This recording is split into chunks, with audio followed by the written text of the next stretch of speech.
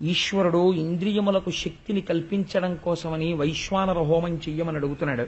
కాబట్టి నేను ఒక్కసారి స్నానం చేయడమో లేకపోతే కాళ్ళు చేతులు మొహమో కడుక్కుని ఈశ్వరుడికి నేను తృప్తిపరచాలి అని మీరు 5 మాటలు ప్రాణాయిస్వాహ అపానాయిస్వాహ అని తీసుకుని భోజనం చేశారనుకోండి, యజ్ఞము చేసినట్టు. ఆ ఇంట ప్రతిరోజు సోమయాజి తిరుగుతున్నట్టు. ఎందుకంటే ఆయన తీసుకున్నది అందుకు తీసుకున్నాడు. ఇక్కడ వైశ్వానరుడు ఉన్నాడు, ఆయన ఆకలిస్తూ అలా ఉండకూడదు.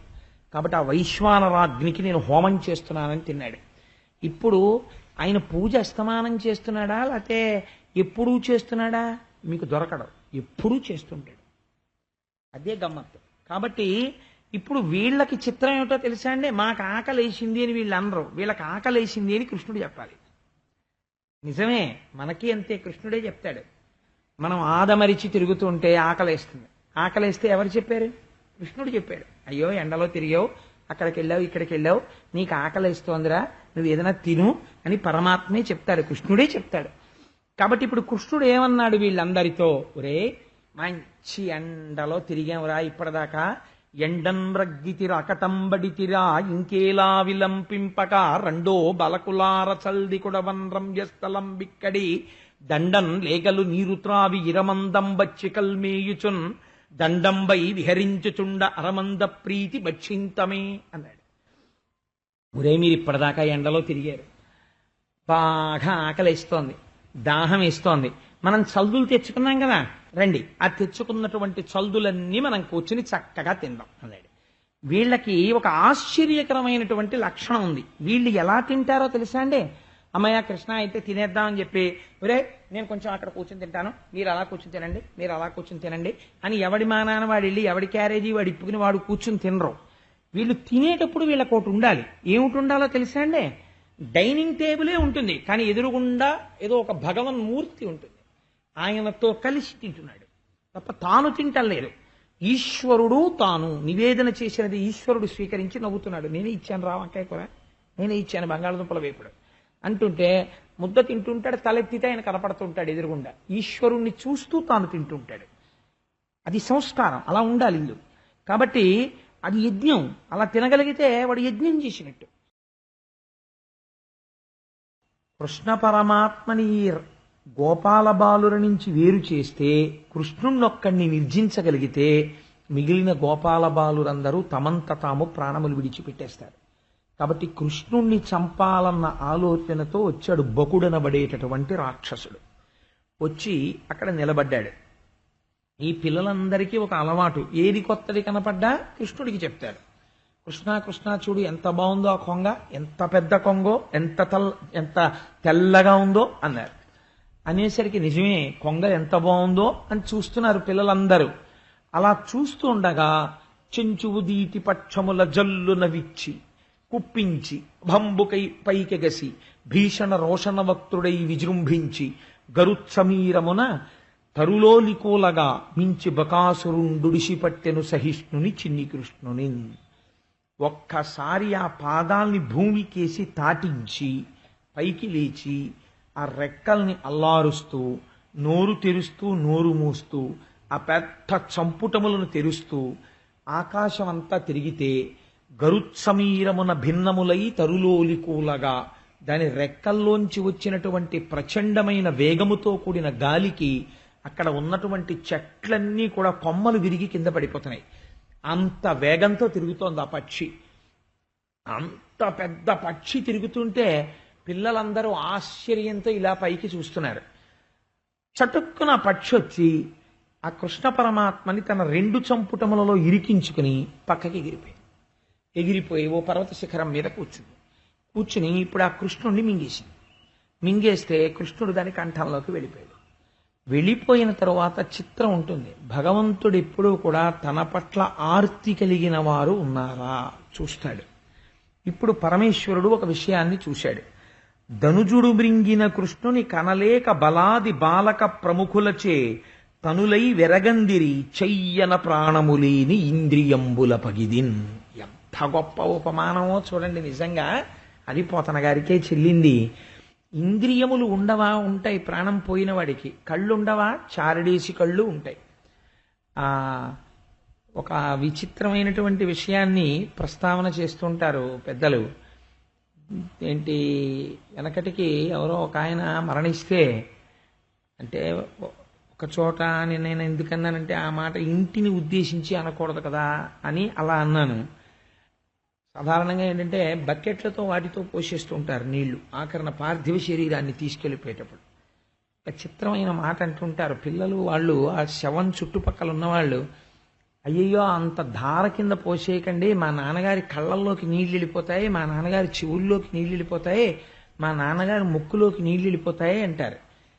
ప్రాణము వెళ్ళిపోయిన తర్వాత ఇంకా ఆ ఇంద్రియములకు శక్తి ఉంది. ఆ కనుగుడ్డు మీద నీరే పడిపోయినా నిప్పే పడిపోయినా వాటికి ఏం సమస్య ఉండదు. ఇంకా ఒక్కసారి ప్రాణవాయువు శరీరంలోంచి బయటికి, ఇదే ఈశ్వర ప్రజ్ఞ.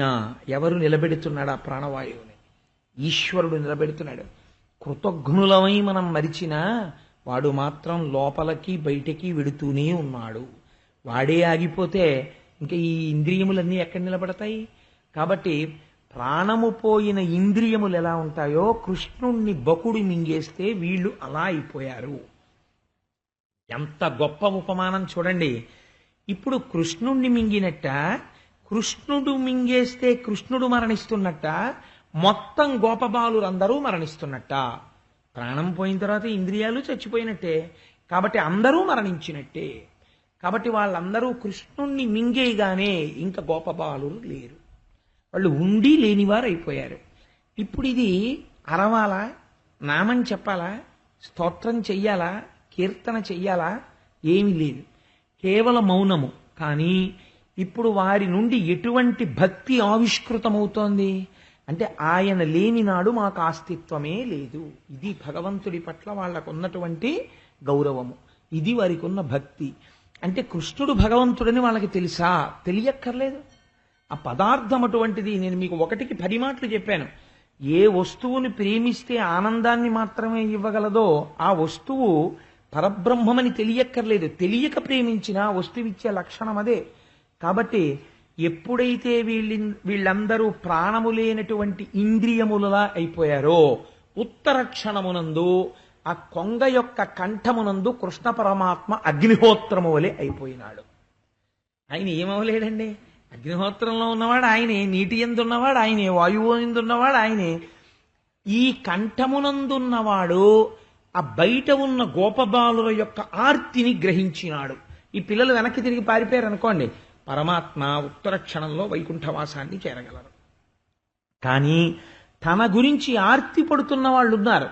కాబట్టి ఇప్పుడు వెంటనే ఆయన వాళ్ళకి దర్శనం ఇవ్వాలి. అది నిజంగా లీలలో ఉన్న గొప్పతనం చూడండి. ఇక్కడే ఈ కంఠంలోంచే ఆయనే బయటికి రావచ్చు, కానీ బయటికి రావడానికి ప్రతిఘటించాలి కాసేపు కొంగతో. ఈయన కొంగతో ప్రతిఘటించే లోపల కొంతమందికి నిజంగా ప్రాణాలే పోవచ్చు. అక్కడ వాళ్ళకున్న నమ్మకం అటువంటిది. భక్తి అనగా ఏమి? విశ్వాసమే భక్తి. నీకు నిజంగా ఈశ్వరుడు ఉన్నాడన్న విశ్వాసం ఉంటే అది భక్తి. విశ్వాసం ఉన్నది, విశ్వాసము లేదు ఎక్కడ తెలుస్తుంది? పూజలో తెలుస్తుంది. పూజ చెయ్యి, నీకు ఎంత భక్తి ఉందో తెలిసిపోతుంది. ఎందుకని? పూజ చేయడానికి కూర్చున్నప్పుడు నిర్మాల్యం తీయడంలోనే భక్తి తెలిసిపోతుంది. నిర్మాల్యాన్ని ఇష్టం వచ్చినట్టుగా ఆ మూర్తులు కింద పడిపోయేటట్టు మీద పడిపోయేటట్టు లాగేయగలిగితే నీకు అసలు నువ్వు చూస్తున్నటువంటి మూర్తి పరమేశ్వరుడు అన్న విశ్వాసం నీకు లేనే లేదు. అది నేను కొందెచ్చుకున్న ప్రతిమ. దాంట్లో భగవంతుడు ఎందుకుంటాడండి? ఉంటాడేమో, నీకు రక్షణ ఇవ్వడు. ఆయన ఈశ్వరుడు. అంతటా నిండి విడీకృతమైన పరమాత్మ నా చేత ఆరాధన అందుకోవడానికి నా ఇంటి ఈశాన్యమునందున్న పూజామందిరమునందు వేయించేసి ఉన్నాడు. కాబట్టి నేను లోపలికి వెళ్ళినప్పుడు ఆయనకి జవాబుదారి. నేను చాలా మర్యాదతో వెళ్ళాలి. వారి దగ్గరికి వెళ్ళినప్పుడు అబద్ధం అన్నది ఇక్కడి నుంచి కూడా రాకూడదు. నా దోషము వారి పాదముల దగ్గర నేను అంగీకరించాలి.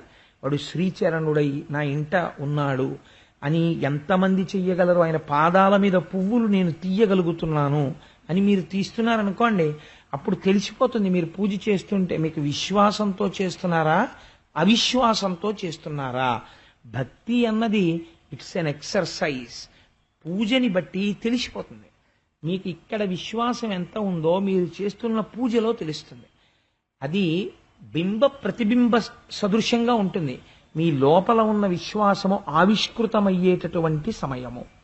కాబట్టి పూజ ఒకడి కోసం చేసేది కాదు. బాగా జ్ఞాపకం పెట్టుకోండి. బాగా విభూతి పెట్టేసుకుంటే, బాగా పెద్ద బొట్టు పెట్టేసుకుంటే నన్ను ఒకడు నమ్ముతాడేమో, నేను రోజు స్తోత్రాలు గట్టిగా చదివితే మా పై పోషణలో ఉన్నాయని చాలా భక్తులు అనుకుంటారేమో అని పూజ ఎప్పుడు చేయకూడదు. ఆయనకు అన్నీ తెలిసి మీరు ఎందుకు చేస్తున్నారో ఆయన కోసమే పూజ అంతే, మీకోసమే పూజ అంతే. సరే, అందుచేత ఇప్పుడు ఆ ఆర్తితో ఉన్న వాళ్ళకి తాను వెంటనే కనపడాలి. వెంటనే కనపడాలంటే ఈ కొంగ వదిలేయాలి. కొంగ వదిలేయాలంటే కొంగ భరించలేనిది అవ్వాలి. కొంగ భరించలేనిది అవ్వాలంటే తాను అగ్నిహోత్రం అయిపోయాడు. ఆయన అగ్నిహోత్రం అవగానే అది కక్కేసింది బయటికి. కక్కింది కానీ కక్ష తీరలేదు. అరే, మింగినప్పుడు లేదు, కంఠంలోకి వెళ్ళాక నాకు మంట పెట్టినట్టు అనిపించింది. ఈ పిల్లవాడిని వదిలిపెట్టకూడదు. వీణ్ణి నా ముక్కు చంపుటములతో పొడి చేసి చంపేస్తాను, చంపేసి మింగేస్తాను అని ఆ 2 చంపుటములు పెట్టి పొడుస్తూ వెంటపడింది ఆయన వెంటపడితే ఆ కృష్ణ పరమాత్మ క్రక్కి మహాఘోషముతో చక్కగా తను పొడువరాగ చెంచులు 2 సృక్కగ పట్టి తృణముక్రియ గ్రక్కున హరిచీరే బకుని కలహోత్సకుని. ఈ మాట ఈ పద్యంలో మీరు చాలా విషయాల్ని ఎర్రసిరాతో అండర్లైన్ చేసుకుంటే మీకు జీవితం అనబడేటటువంటి నాటక రంగాన్ని చాలా సంతోషంగా ప్రతి క్షణం మీరు సినిమా చూడవచ్చు. ఎందుకో తెలుసా అండి, once you recognise the people, మీరు మనిషిని గుర్తుపట్టేసి లోపల ఈ స్థాయి ఇది అని మీరు నిర్ణయించుకుంటే మీరు ఆ తర్వాత కర్టెన్ మీద సినిమాయే చూడవచ్చు. ఎందుకో నేను ఓ మాట చెప్తాను చూడండి. పోతన గారు ఇందులో ఓ మాట అంటున్నారు. ఆ చంపుటములు పెట్టి కొట్టుకుంటూ వస్తున్నటువంటి ఆ పక్షి ఎవరు? కలహోత్సకునిన్, అంటే దెబ్బలాటకి సిద్ధముగా ఉన్నవాడు. కలహోత్సాహం అంటే ఏంటి? దెబ్బలాటకి సిద్ధపడుతున్నవాడు. వీణ్ణి చంపుటములు 2 చేతులతో పట్టుకుని గడ్డి పరక చీల్చినట్టుగా చీల్చేసి ఆ పక్షిని చంపేశాడు. అంతే అది. కానీ ఆ పక్షికి కొంగగానే ఎందుకు రావాలి ఆ రాక్షసుడు? ఒకవేళ వచ్చాడు, వస్తే కృష్ణ పరమాత్మ లోపలికి వెళ్ళి బయటికి ఎందుకు రావాలి? అలా రాకుండా చంపకూడదా? అలా బయటికి వచ్చి ఎందుకు చంపాలి? 3, కలహోత్సకునిన్న బిరుదు ఆ రాక్షసుడికి ఎందుకు వెయ్యాలి? పోతన గారి రచనలో కానీ వ్యాసుడి రచనలో కానీ భాగవతంలో ఒక మర్యాద ఉంటుందండి. మీరు శ్లోకం చదివినప్పుడు కానీ పద్యం చదివినప్పుడు కానీ ఒక విషయాన్ని పట్టుకోవాలి. ఒక్కొక్కసారి వాళ్ళకొక విశేషణం వేస్తారు పోతన గారు కానీ వ్యాసుల వారు కానీ. ఆ విశేషణాన్ని మీరు గట్టిగా పట్టుకుంటే మీకు ఎంత పొంగొచ్చేస్తుందంటే అసలు ఇలా ఎలా చెప్పగలిగారు ఆయన అనిపిస్తుంది. మీకు చాలా గొప్పగా అనిపిస్తుంది. మీకు ఒక సినిమా కనపడుతుంది తెర మీద. ఇప్పుడు మీరు అన్వయం చేయండి. ఈ వచ్చినటువంటి బకుడు అన్న రాక్షసుడు ఎక్కడో ఉండడు. ఆ రాక్షసుడు ఎవరో తెలుసా అండి? ఇక్కడ ఉంటాడు. ఆయన పేరు దంభము. దంభము అంటే ఏమిటో తెలుసా? పైకి ఒకలా కనపడుతూ లోపల ఒకలా ఉండుట. లోపల తానేదనుకుంటున్నాడో అది పైకి కనీసం మిత్రుడి దగ్గర చెప్పాలి, అరమరిక లేకుండా.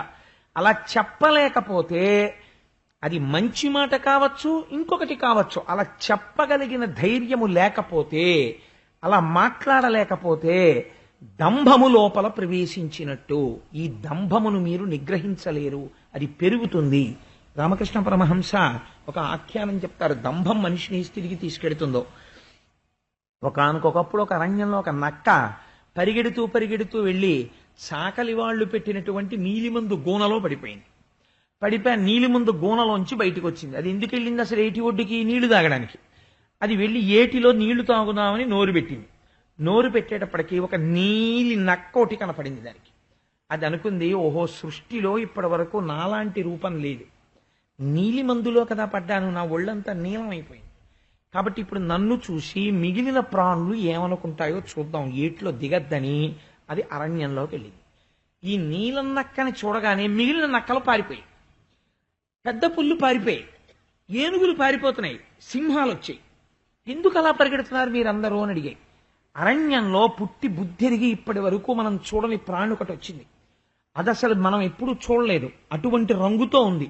అది ఏం చెయ్యగలదో అని మేము పారిపోతున్నాం అన్నాయి. అంటే సింహం అంది, నాకన్నా గొప్ప ప్రాణి ప్రపంచంలో లేదు, కాబట్టి మీరు భయపడకండి, రండి నాతో అంది. అన్నీ కలిసి ఈ నీలం రంగులో ఉన్న నక్క దగ్గరికి వచ్చాయి.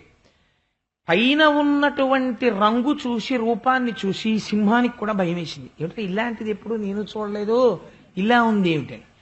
సింహం వెంటనే బాణీ మార్చింది, ఇప్పటి వరకు నాకు తెలిసి నేనే పరాక్రమం ఉన్న ప్రాణిని, నాకన్నా మీరు చాలా పరాక్రమం ఉన్న ప్రాణి ఏమో అని అనుకుంటున్నాను, ఎందుకంటే నేను చూడలేదు, నేను బలాబలములను నిర్ణయించడానికి, కాబట్టి మీరు అటువంటి ప్రాణ, నన్ను కూడా గెలవగలిగిన వారా అంది. ఇది నోరు విప్పింది అనుకోండి, సింహం పసిగడుతుంది నక్కని. ఇది అనుకుంది లోపల, ఎంత అదృష్టం, నీలిమందు గోనలో పడ్డాను, సింహం నన్ను చూసి నాకన్నా మీరు శౌర్యవంతులా అని అడుగుతోంది. కాసేపు ఏమీ మాట్లాడకుండా తల ఇలా అంటే సింహం భయపడుతుంది ఖచ్చితంగా, మిగిలి పరిగెత్తే కదా, భయపడుతుందని అంది. అంటే సింహం అంది, అయ్యా అయితే ఉత్తర క్షణం మిమ్మల్ని రాజుగా పట్టాభిషేకం చేస్తున్నాను, నా పదవికి రాజీనామా చేసేసాను, ఇంక నుంచి మీరే మమ్మల్ని పరిపాలించుదురుగాక అని. అలాగేనని అప్పటి నుంచి నక్క చక్కగా సింహాసనం మీద కూర్చుని సింహం వేటాడి తెచ్చినటువంటి ఏనుగుల కుంభస్థలాల మాంసం తింటోంది. తింటూ ఒక గుహలో పడుకుని ఉంటోంది. ఎక్కువ దర్శనం ఇవ్వదు ఎవరికి, ఎప్పుడో ఒకసారి దర్శనం ఇస్తుంది. అలా కాలం గడిపేస్తోంది. లోపల మాత్రం బెరుకే, ఎందుకని నోరు విప్పి ఎక్కువ మాట్లాడినా, ఎక్కువ నడిచినా, ఎక్కువ పరిగెత్తినా, రంగు వెలిసిపోయినా దీని బతుకు అయిపోయినట్టే. సింహం ఏమే నీకా, నేను ఇన్ని తెచ్చానని అడుగుతుంది. అందుకని పైకి తాను అలాగే ఉండాలి, లోపల తానెవరో తనకి తెలుసు. కాబట్టి ఇలా ఉంది. ఒకనాడు కొన్ని ప్రాణుల్ని తీసుకుని పెద్ద మహారాజా వారు వెళ్ళినట్టు అరణ్యంలోకి విహారయాత్రకు వెళ్ళింది. దాని కర్మ కొద్దీ హోర్న వర్షం పడింది. వర్షం పడేటప్పటికి దీని ఒంటికున్న నీలి రంగు వదిలేసింది. వదిలేయగానే నక్కలు చూసి, ఓసి తుంటరి నక్క నువ్వా అన్నాయి. ఈ వార్త సింహానికి తెలిసింది. ఆ తర్వాత ఇంక నేను చెప్పక్కర్లేదు. కాబట్టి దంభము ఏం చేస్తుంది అంటే చిట్ట చివరికి తననే సంహరిస్తుంది. ఈ దంభము పైకి ఒకలా కనపడుతుంది, లోపల ఒకలా ఉంచుతుంది. ఇది ప్రతి క్షణం వెన్నంటి వస్తూనే ఉంటుంది. మీరు చూడండి, మనస్సుకి ఒక లక్షణం ఉంటుంది, దాన్ని ప్రయత్నపూర్వకంగా గెలవాలి. ఇంగ్లీష్లో ప్రిజుడీస్ అంటారు. ఇప్పుడు ఎవరో వస్తున్నారనుకోండి, వారిని చూడగానే నాకు అనుమానం వస్తుంది, అయ్యోయ్ జాగ్రత్తగా ఉండాలి రోయ్, మనం ఈయనతో మనిషిని చూస్తే అనుమానంగా ఉందంటాడు. ఆయన మహాపురుషుడై ఉండొచ్చు, నీకు ఎందుకు అలా అనిపించాలి? కాబట్టి మనస్సుని తెల్లటి వస్త్రంలా, తెల్ల కాగితంలా ఉంచుకుని తొందరపడి నిర్ణయాలకి రాకుండా, ఇక్కడ ఏదుందో దాన్ని మధురమైనటువంటి మాటతో చెప్పి కార్యక్రమాన్ని దిద్దగలిగినటువంటి సమర్థత ఉండాలి తప్ప ప్రతి క్షణం లోపలొకటి పైకొకటి, లోపలొకటి పైకొకటి, లోపలొకటి పైకొకటి ఉంటున్నాం అనుకో, అది దంభం, మహాపాప కార్యం. ఇది ఏం చేస్తుందంటే, ఈ పరిస్థితికి అలవాటు పడిపోతే పైకి ఒకలా ఉంటాడు, లోపల మాత్రం ఒకలా ఉంటాడు. ఈ లోపల ఉన్న తత్వాన్ని చూసేవాడు ఒక్కడే ఉంటాడు, వాడు ఈశ్వరుడు, వాడు కనిపెడుతుంటాడు. లోకం నిన్ను కనిపెట్టలేదని నువ్వు అనుకుంటున్నావు, కానీ ఈశ్వరుడు కనిపెడుతున్నాడు. ఈశ్వరుడే దెబ్బ కొట్టిన నాడు నువ్వు ఇంకా నడుమెత్తలేవు. ఆ స్థితి తెచ్చుకోకూడదు. లోపల ఎలా ఉన్నావో పైకి అలాగే ఉండడానికి కనీసం కొంత ప్రయత్నం ప్రారంభం చెయ్యాలి. అది మనం చెయ్యలేము. కాబట్టి ఏం చెయ్యాలి అంటే, ఈ దంభమునకుండే లక్షణం ఏమిటంటే, అది సత్యముగా ఉండడాన్ని అంగీకరించదు. సత్యమే ఈశ్వరుడు, సత్యమును గ్రసిస్తుంది. అది సత్యం అంటే కృష్ణుడిని తినేస్తానంటుంది. కానీ ఇప్పుడు కృష్ణుడు ఆ సత్యము లోపల ఉండాలంటే, పైన లోపల ఒకేలా ఉండాలంటే మన వల్ల కాదు. మనం ఏం చెయ్యాలి? ఎప్పటికప్పుడు లోపల ఎలా ఉన్నామో పైన అలా ఉండే ప్రయత్నం మీరు మొదలు పెడితే కష్టం, మీకు తెలియకుండానే దంభానికి వశులవుతారు. కాబట్టి ఏం చెయ్యాలంటే, భగవంతుని యొక్క స్మరణ చేస్తుండాలి. కృష్ణ కృష్ణ కృష్ణ, గోవింద, నారాయణ, ముకుంద, శివ, మహేశ్వర అని లోపల అనుకుంటున్నారు అనుకోండి, ఈ నామము ఏం చేస్తుందంటే మనస్సుని నిరంతర ప్రక్షాళనం చేస్తుంటుంది, అస్తమానం తుడిచేస్తుంటుంది. చాలా గమ్మత్తైనటువంటి ప్రాణులు ఉంటాయి ప్రపంచంలో, అవి చాలా అశుభ్రమైనటువంటి వాటి మీద వాళ్తాయి, కానీ వాటికి మాత్రం ఏ అంటురోగం రాదు. అవి అంటురోగాలు తీసుకొస్తాయి. మీరు ఈగ చూడండి, ఇలా ఇలా తుడిచేసుకుంటూ ఉంటుంది ఎప్పుడు. అందుకే రామకృష్ణ పరమహంస అంటారు, నీవు జీవితంలో బాగుపడాలంటే నేను కొన్నిటిని చెప్తాను, వాటిని ఆదర్శంగా పెట్టుకో చాలు, ఇంక నీకు అసలు నిజంగా ఇంతకన్నా ఆదర్శవంతమైనవి నీకు ప్రపంచంలో అక్కర్లేదు అంటాడు. ఏవి? ఒకటి చీమని నువ్వు ఆదర్శంగా తీసుకో. ఎలా? ఇంత పంచదార ఇంత ఇసక కలిపేసి తీసుకొచ్చి అక్కడ పోసేస్తే పంచదార రేణువులన్నీ ఏరి తీసుకెళ్లిపోయి ఇసకనంతటినీ వదిలేస్తుంది చీమ. ఈ జగత్తులో సారవంతమైన విషయమును గ్రహించి అసారవంతమైన విషయమును విడిచిపెట్టడం నేర్చుకో. పదిలం చేసుకో లోపల, ఇది నేర్చుకో. 2, బాతులా బ్రతుకు. బాతు తెల్లగా ఉంటుంది. ఎక్కడ ఉంటుంది? బురదలో ఉంటుంది. ఆ బాతు మీదకి బురద చుక్కొచ్చి పడుతుంది. వెంటనే మీరు ఎప్పుడైనా బాతుని చూడండి, చిత్రంగా ఉంటుంది అంటుంది, అనగానే టకటకటకలు ఆడుతుంది శరీరం. ఆ బాతు మీద ఉన్న బురద చుక్క కిందకి జారిపోతుంది. జారిపెట్టి అల్లగా మల్లెపూలా ఉంటుంది. ఉండేది ఎప్పుడూ బురదలో ఉంటుంది. నేనండి ఇలా అయిపోవడానికి కారణం, నేను ఫలానా వాళ్ళతో తిరిగాను, నా కంపెనీ మంచిది కాదు, నేను అలాంటి వాళ్ళతో ఉన్నాను అని అనకూడదు. బాతు బురదలో ఉండి బురద అంటలా నీకెందుకు అంటుతోంది? నువ్విక్కడ స్వచ్ఛంగా ఉంటే నువ్వు ఇతరుల్ని మార్చగలవేమో, ఇతరులు నిన్ను మార్చలేరు. నీ దగ్గర ధీశక్తి లేదు. నీది పిరికి మనస్సు. నువ్వు తొందరగా వశుడవైపోతావు దుర్గుణములకు. అంటే నీ మనస్సు బలహీనం. దాన్ని పదిలము చేసుకోవడం మానేసి, శక్తివంతము చేయడం మానేసి, చీడాపీడా తొలగించడం మానేసి, ఇతరుల యందు దోషమును ఆరోపిస్తున్నావు నువ్వు పాడవడానికి. అది నీ ఇంకొక పెద్ద దోషం.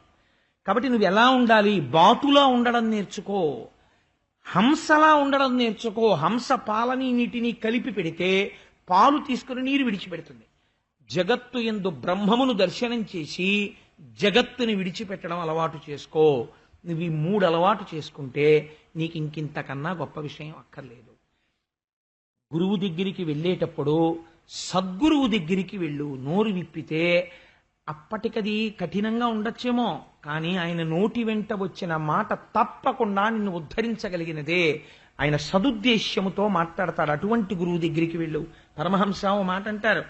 ఆయన ఒకసారి ఒక బిల్వవనంలోకి వెడుతున్నారు. వెడుతుంటే ఒక కప్ప అరుస్తోంది. ఆ కప్ప అరిచింది అరిచింది అరిచింది అరిచింది అరిచింది. అయ్యో పాపం, కప్ప ఏదో చాలా బాధలో ఉంది, చీకట్లో ఎక్కడో అంత అరుస్తోంది అనుకుని ఆయన వెళ్ళిపోయారు. మళ్ళీ తిరిగి వస్తున్నారు. తిరిగి వస్తుంటే శిష్యుడితోటి మళ్ళీ కప్ప అరుస్తూనే ఉంది. ఏంటి కప్ప ఇంత ఆర్తితో అరుస్తోంది? దీపం పట్టరమ్మని చూశారు. చూస్తే ఒక బురదపాం తను మింగలేనంత పెద్ద కప్పని పట్టుకుంది. పరమహంస అన్నారు, యోగ్యుడు కాని గురువు చేతిలో పడిన శిష్యుల్లా ఉంది కప్ప అన్నారు. అదేమిటి అన్నారు శిష్యులు. అది త్రాచుపాం అయి ఉంటే ఈ కప్ప చచ్చిపోను, అది బురదపాం కాకపోతే కప్ప వెళ్ళిపోను. అది వదలదు, సంపదు. గురువు అవతల వాడిని ఉద్ధరించడు, వదిలిపెడితే శపిస్తానంటాడు. బురదపాము లాంటి గురువు దగ్గరికి వెళ్ళకు. బురదపాము నోట పడ్డ కప్పలా పాడైపోతావు. ఈశ్వరుడు యందు మాత్రమే మమేక బుద్ధి కలిగినటువంటి గురువులను ఆశ్రయించు అని రామకృష్ణ పరమహంస నోరు విప్పితే మహానుభావుడు దంభము ఎలా ఉంటుందో బురదపాముకి త్రాచుపాముకి చెప్పారు ఆయన మహానుభావుడు. అందుకే నాకు ఆ పరమహంస అంటే నిన్న చెప్పాను కదా, నాకు చాలా ప్రాణాలని, అందులో అదొకటి. అందుచేత ఎంత గొప్పగా చెప్తారో చూడండి. కాబట్టి ఆ దంభమును మీరు ప్రయత్నపూర్వకముగా మీరు కాదనలేరు, దంభమును తప్పించుకోలేరు. కానీ ఆ దంభమును తప్పించుకోవడానికి చెయ్యవలసింది గోపాల బాలురు ఏం చేశారు? కృష్ణ కృష్ణ కృష్ణ అన్నారు. కృష్ణుడు లేకపోతే ప్రాణము లేని ఇంద్రియముల వలె అయిపోయారు. కాబట్టి దంభమన్నది ఉంటే చేసేది ఏమిటంటే సత్యాన్ని మింగుతుంది. అందుకని కృష్ణుడు మింగబడాలి ముందు. ఆర్తి చెందేవాడు ఉంటే అగ్నిహోత్రమై బయటికి రావాలి, దంభాన్ని చీల్చాలి. చీలిస్తే ఇప్పుడు కృష్ణుడు ఎవరికి దక్కాడు? గోపాల బాలురకు దక్కాడు. గోపాల బాలురు దక్కించుకున్నారా? కృష్ణుడు తనంత తాను గోపాల బాలురికి దక్కాడా? చెప్పండి. కృష్ణుడే దక్కాడు, వాళ్ళు దక్కించుకోలేదు. ఎలా తనని వాళ్ళకి ఎలా దక్కించుకున్నాడు? వాళ్ళు కృష్ణ అన్నందుకు, ఆర్తితో ఉన్నందుకు. నువ్వు అలా ఉండు చాలంతే. ఈశ్వరుడున్నాడు, ఆయన గురించి ఆర్తితో ఉండు, ఆయన గురించి నామని చెప్పు, ఆయన ఉన్నాడని నమ్ము చాలు. నీ దంభం ఆయన తీసేస్తాడు. తీసి నిన్ను పుణ్యపురుషుడుగా ఆయన మార్చగలడు అని ఒక అద్భుతమైనటువంటి ఆఖ్యానమును మనకి వివరణ చేశారు. ఆపదల మీతనాపద లీపాపని చెంది తొలగే ఈయర్భకుపై వేవడిన కలులు దహనుని వైపుల శలభముల పగిది పడిరి ధరిత్రిన్. పోతన గారు అంటారు, దీపం మీద వెళ్లి పడిపోయినటువంటి శలభములు ఎలా కాలిపోతాయో పురుగులు, అలా ఈ పిల్లవాడి మీద ఎంతమంది రాక్షసులు నిర్జిద్దామని ప్రయత్నము చేసినా వారందరూ మడిసిపోయినారు. ఇక్కడ భగవంతుణ్ణి నిలబెట్టడం ఒక్కటి చేతనైతే చాలు. ఆలయం కట్టాడు, బంగారు గోపురం పెట్టాడు, బ్రహ్మాండమైన ముఖమంటపం కట్టాడు, అద్భుతమైనటువంటి, ఇది కూడా రామకృష్ణ పరమహంస ఉపాఖ్యానమే, నేను సొంతంగా చెప్తున్నది కాదు. బ్రహ్మాండమైన 10 ఎకరాల స్థలంలో దేవాలయం కట్టాడు, మెయిన్ గేటు పెట్టాడు, చోటు కాంపౌండ్ వాళ్ళు పెట్టాడు, ధ్వజస్తంభం పెట్టేశాడు, నందీశ్వరుణ్ణో గరుడ వాహనాన్నో తీసుకొచ్చాడు పెట్టేశాడు, దేవాలయానికి గొప్ప తలుపులు చేయించాడు, గడియలు చేయించాడు, అన్నీ చేయించేశాడు. మంచి ఉత్సవం రోజు భీష్మ ఏకాదశి. అటువంటి రోజున ఒక ఆయన ఆ గుడిలోకి వచ్చి మంటపానికి 4 వైపులా 4 మనుషుల్ని పెట్టి శంఖాలు పూరింపించాడు. ఆ శంఖాలు విని దేవాలయంలోకి దర్శనానికి ఎడదామని భక్తులు కొన్ని వేల మంది పరిగెత్తుకొచ్చారు. తలుపులు తీశారు. లోపల చూసి అన్నారు, ధూర్తుడా, ఇది ఈశ్వరుడు లేని ఆలయము, దీనికి యోగ్యత లేదు, దర్శనీయము కాదు. ఎందుచేత ఆలయం ఎంత ఉంటే ఎవరికి కావాలి? ఈశ్వరుడేడి, అందులో ప్రతిష్ఠ జరిగిన మూర్తి ఏది? ప్రతిష్ఠ జరిగిన మూర్తి లేనప్పుడు అది ఒక కట్టడమేమో, అది ఆలయము కాదు. నీకు ఎంత ఐశ్వర్యం ఉంటే ఎవరికి కావాలి, ఎంత పాండిత్యం ఉంటే ఎవరికి కావాలి, నువ్వు ఎంత పొడుగ్గా ఉంటే ఎవరికి కావాలి, ఎంత తెల్లగా ఉంటే ఎవరికి కావాలి, ఎంత గొప్ప బట్ట కట్టుకుంటే ఎవరికి కావాలి, నువ్వు ఎన్ని చెప్పగలిగితే ఎవరికి కావాలి, నువ్వు ఇక్కడ ఈశ్వరుణ్ణి నిలబెట్టగలిగావా? నిలబడతాడు ఈశ్వరుడు. ఎంతసేపు నిలబడతాడు? దుర్వాసన రాకపోతే నిలబడతాడు. ఏది దుర్వాసన అంటే, ఇదిగో ఈ దంభము మొదలైనటువంటివి రానంతసేపు. వాణ్ణి ఇక్కడ నువ్వు నిలబెట్టగలిగితే, ఆసురీ గుణములు ప్రవేశించే ప్రయత్నం చేసినా లోపలికి నామం పట్టుకుని వాణ్ణి ఇక్కడ నిలబెట్టావు కాబట్టి అవి మడిసిపోయి రాలిపోయి నువ్వెప్పుడూ పవిత్రమై ఉండిపోతావు. ఒక్కసారి పరమశివుని యొక్క తల మీద పడింది గంగ, పడి భవాంగ పతితంతో ఎం పవిత్రమితి పస్పృశు, పరమ పవిత్రమైపోయి ప్రవహించింది. ఆ తర్వాత అందులో శవాలు పడ్డాయి. ఆ తర్వాత అందులో ఘాట్స్ నిండా శవాల్ని కాల్చి బూడిద కలిపారు. ఆ పైన ఘాట్లో శవాన్ని కాల్చి నిమజ్జనం చేసేస్తారు ఆ బూడిద. ఇక్కడే ఒకడు ములుగుతోంది గంగ. శంకరుడు యొక్క మూర్ధన్య స్థానములకు తగిలి, శరీరములకు తగిలి కింద పడింది. అందులో ఇంకా తర్వాత ఎన్ని పడుతున్నా అది పవిత్రమే. ఇక్కడ ఈశ్వరుణ్ణి నిలబెట్టడం నీకు అలవాటైపోతే, లోపలికి ఆసురీ గుణములు ప్రవేశించే ప్రయత్నం చేసినా ఈశ్వరుణ్ణి చూసి బయటికి పోయినట్టు, వెంటనే లోపల తేజోవంతమైన మూర్తిని చూసి ఆసురీ గుణములు వెనక్కి పారిపోతాయి. అంతే, లోపలికి ప్రవేశించలేవు, అవి కూర్చోలేవు. కాబట్టి గోపాలబాలుడు కృష్ణుడి గురించి ఆర్తి చెందినట్టు మనుష్య జన్మలోకి వచ్చావు కనుక నువ్వు భగవంతుడి గురించి ఆర్తి చెందడం నేర్చుకో. ఇది వేరొకరి యొక్క ప్రబోధము చేత వచ్చేది కాదు. నీ అంత నువ్వుగా పరిశీలనము చేసుకోవాలి. చేసుకుని భగవంతుడి గురించి ఆర్తి భక్తి అలవాటు చేసుకోవాలి. అది మాత్రమే రక్షించగలదు, అన్యములు రక్షించలేవు. కాబట్టి అలా ఆనాడు ఆ బకాసుర వృత్తాంతమనందు భగవానుడు రక్షించినటువంటి ఒక మహోత్కృష్టమైన ఆఖ్యానాన్ని ఆవిష్కరించి, ఒకానొకనాడు కృష్ణ పరమాత్మ పిల్లలందరితో కలిసి వెనక్కి తిరిగి వెళ్ళిపోతుంటే ఆయనకు ఒక ఊహ వచ్చింది. రేపటి రోజున మనందరం కలిసి వనభోజనాలకు బయలుదేరదాం. కాబట్టి పిల్లలారా, మీ అందరూ కూడా ప్రొద్దున్నే బయలుదేరేటప్పుడు చక్కగా చిక్కాలు పట్టుకుని, అందులో మీకు ఇష్టమైనటువంటి మధురమైన పదార్థాలు పట్టుకుని ఆ చిక్కాలకి తగిలించుకుని రండి, మనందరం కలిసి వెడదాం. అరణ్యంలోకి వెళ్ళి కూర్చుని అందరం కలిసి ఆ తెచ్చుకున్నటువంటి చల్దులు ఆరగిద్దాం. అదే వనభోజనం అంటే. కాబట్టి బయలుదేరదాన్ని రండి అన్నారు. కృష్ణుడు ఎంత చెప్తే పిల్లలకంతా, వాళ్ళందరికీ పరమ సంతోషం కలిగిపోయి వాళ్ళందరూ సరే మనం వనభోజనానికి వెడదామన్నారు. ఈ పిల్లలందరూ వనభోజనానికి వెడుతున్నారు కదా, కొంచెం వాళ్ళకి ఇంట్లో ఉన్న మంచి మంచి వస్తువులన్నీ తీసుకున్నారు. పోతన గారు దాని మీద ఎంత గజ్జిచ్చారోనండి, నిపజ్యాలు ఇచ్చారో. నిజంగా వాళ్ళకి అమ్మ బంగారు ఆభరణములు పెట్టింది, బంగారు గొలుసులేసింది, బంగారు గాజులేసింది, కంకణాలు పెట్టారు. ఇన్ని పెట్టినా వాళ్ళు ఇలా అడవిలోకి వెళ్ళారట, ఆవుల్ని దూడల్ని తీసుకుని. వెళ్ళగానే వాళ్ళకి ఏమిటో తెలుసా అండి ఊహ? ఒక్కటే వాళ్ళకి తెలిసింది, కృష్ణుడు ముందు లేస్తాడు, బయటికి వస్తాడు ఆ బృందావనంలో వచ్చి తన కొమ్ము బూర చేత్తో పట్టుకుని ఊదుతూ తిరుగుతాడు అలా కాసేపు. తిరగగానే కృష్ణుడి కొమ్ము బూర వినపడగానే ఆ కృష్ణుడు లేచిపోయాడు, మేము వెళ్ళిపోవాలి, కృష్ణుడు బయలుదేరిపోతున్నాడు, వాళ్ళందరూ బయలుదేరిపోతారు అంతే. ఆ కృష్ణుడు ఎటు వెళ్ళిపోతారు వాళ్ళందరూ. కాబట్టి వీళ్ళందరూ కలిసి బయలుదేరిపోయారు. ఆయన కూడా అమ్మని కొసరి కొన్ని ఊరగాయలు పెట్టించుకున్నాడు. అమ్మ నాకు నువ్వు పిండి ఆవకాయ వేయమ్మా, అమ్మ నాకు మాగా వేయమ్మా అంటే, ఒక్కడివి ఎందుకు రాయిందంటే, అమ్మ నాకు అలా కాదమ్మా, నాకు కొంచెం తొక్కుడు పచ్చడి కూడా పెట్టమ్మా అని ఇవన్నీ ఆకులలో మూటలు కట్టించుకుని ఓ ముంతలో అన్నం పెట్టించుకుని దాని మీద పళ్ళెం పెట్టుకుని, గోపాలబాలురంటే వాళ్ళ శౌచము ఎంత గొప్పదో చూడండి. వాళ్ళు స్నానం పొద్దున్న కూడా చేయరు, సాయంకాలం వచ్చి చేస్తూ ఉంటారు దూడల్ని తోలుకొచ్చి.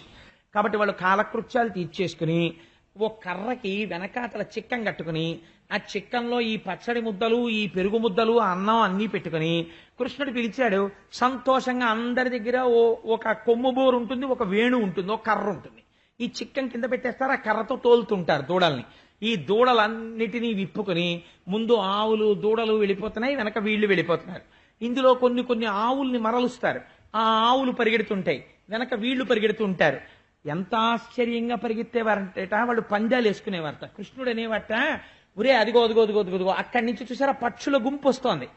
ఇప్పుడంటే ఎక్కడ కనపడుతున్నాయండి? నిజంగా అలా వచ్చేసి ఆ పక్షుల గుంపులు అలాగా ఒకే గుంపు ఇలా పెద్ద తోరణం కింద వెళ్ళిపోయేవి ఆకాశంలో పొద్దున్న లేచి. అలాగే సాయంకాలం మళ్ళీ అలాగే వచ్చేసేవి. దేవులపల్లి కృష్ణశాస్త్రి గారు ఎంత అనుభవించాడో, మహానుభావుడు, భావుకుడు. కాబట్టి పక్షుల గుంపులు బారులు అవిగో అంటాడు ఒక పాటలో. నిజంగా ఎంత గొప్ప పాటలండి ఆ పాటలు. సరే, ఇప్పుడు మళ్ళీ నేను అందులోకి వెళ్తే మళ్ళీ అదో స్పృహ ఎందుకు వచ్చింది. కానీ నిజంగా అలా సాయంకాలం కూర్చుని ఆ తెల్లటి పక్షులు బారే వేళ పిల్లల్ని బయటికి తీసుకెళ్ళకండి అని చెప్పి పిల్లల్ని లోపలికి తీసుకెళ్లిపోతుండేవారు, పసిపిల్లల్ని. ఆ పక్షులన్నీ అలా వెళ్ళిపోతుంటే పొద్దున్నే బాలభానుడు ప్రకాశంలో వాటి నీడ బాగా పెద్దది పడుతుంది. ఈ పిల్లలట పందెం వేసుకునేవారట, అదిగో ఒరే పక్షుల గుంపు వచ్చేస్తుంది. ఆ నీడ పడుతుంది కదా భూమి మీద, ఆ నీడతో పాటు పరిగెత్తాలి. ఎవరు తొందరగా ఎక్కువ దూరం పక్షుల నీడతో పాటు పరిగెడతారో వాళ్ళు గెలిచినట్టు. అనేటప్పటికీ వీళ్ళందరూ గబగబా దట్టీలు కట్టేసుకుని, వేణువులు చేత్తో పట్టుకుని, కొమ్మబూరలు దోపేసుకుని రెడీగా ఉండేవారు. ఆ పైన పక్షులు వచ్చేటప్పటికి వాడి నీట పడేది. నీడ పడగానే ఆ నీడతో పాటు వీళ్ళందరూ పరిగెత్తేవారు. పరిగెత్తి అందరికన్నా ముందు ఎవరో ఒక్కడ వెళ్ళగలిగేవాడు, మిగిలిన వాళ్ళందరూ చతికిలు పడిపోయేవారు. నువ్వు గెలిచావురా అని చెప్పి వాడిని భుజాల మీద కూర్చోబెట్టుకుని ఊరేగించేవాడు. ఒక్కొక్కసారి వాడు కృష్ణుడు భుజాలు ఎక్కేవాడు. ఆశ్చర్యం. ఎక్కితే కృష్ణ పరమాత్మ వాడిని మోస్తూ ఉండేవారు.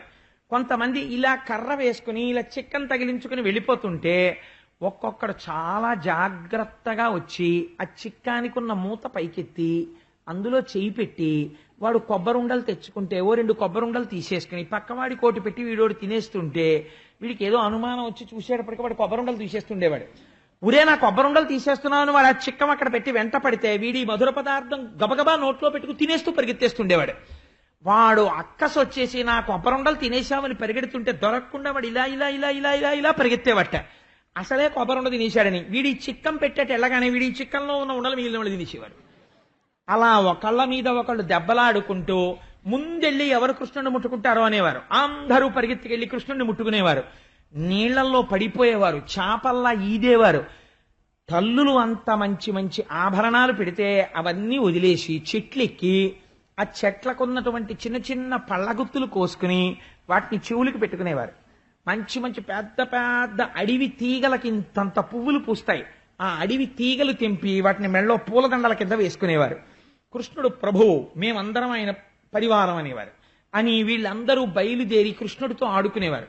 ఒక్కొక్కసారి పెద్ద కోతుల యొక్క మూకలు కూర్చుని ఉండేవి. అక్కడ కూర్చునుంటే కోతులతో సమానంగా చెట్లెక్కాలి, అదో పందెం.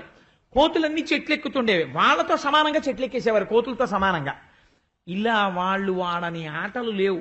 అందరూ ఆడుకుంటూ కృష్ణుడితో తిరుగుతూ పొంగిపోతూ సంతోషిస్తూ పరమాత్మతో కలిసి ఆడుకుంటున్నారు.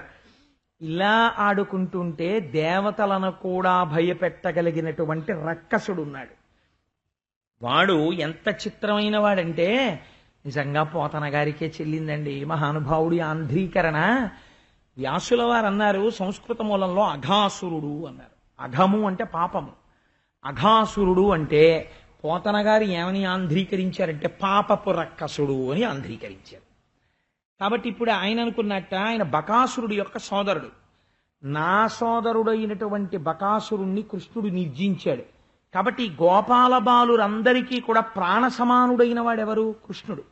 కాబట్టి ఈ కృష్ణుణ్ణి చంపేస్తాను, కృష్ణుణ్ణి తినేస్తాను. జాపిరము లేక ఇప్పుడు గోపుల గోపాల సుతుల కృష్ణుని తోడన్ గీపెట్టగ మింగెదన్నని పాపపు రక్కసుడు త్రోవపడి ఉండే నృపా.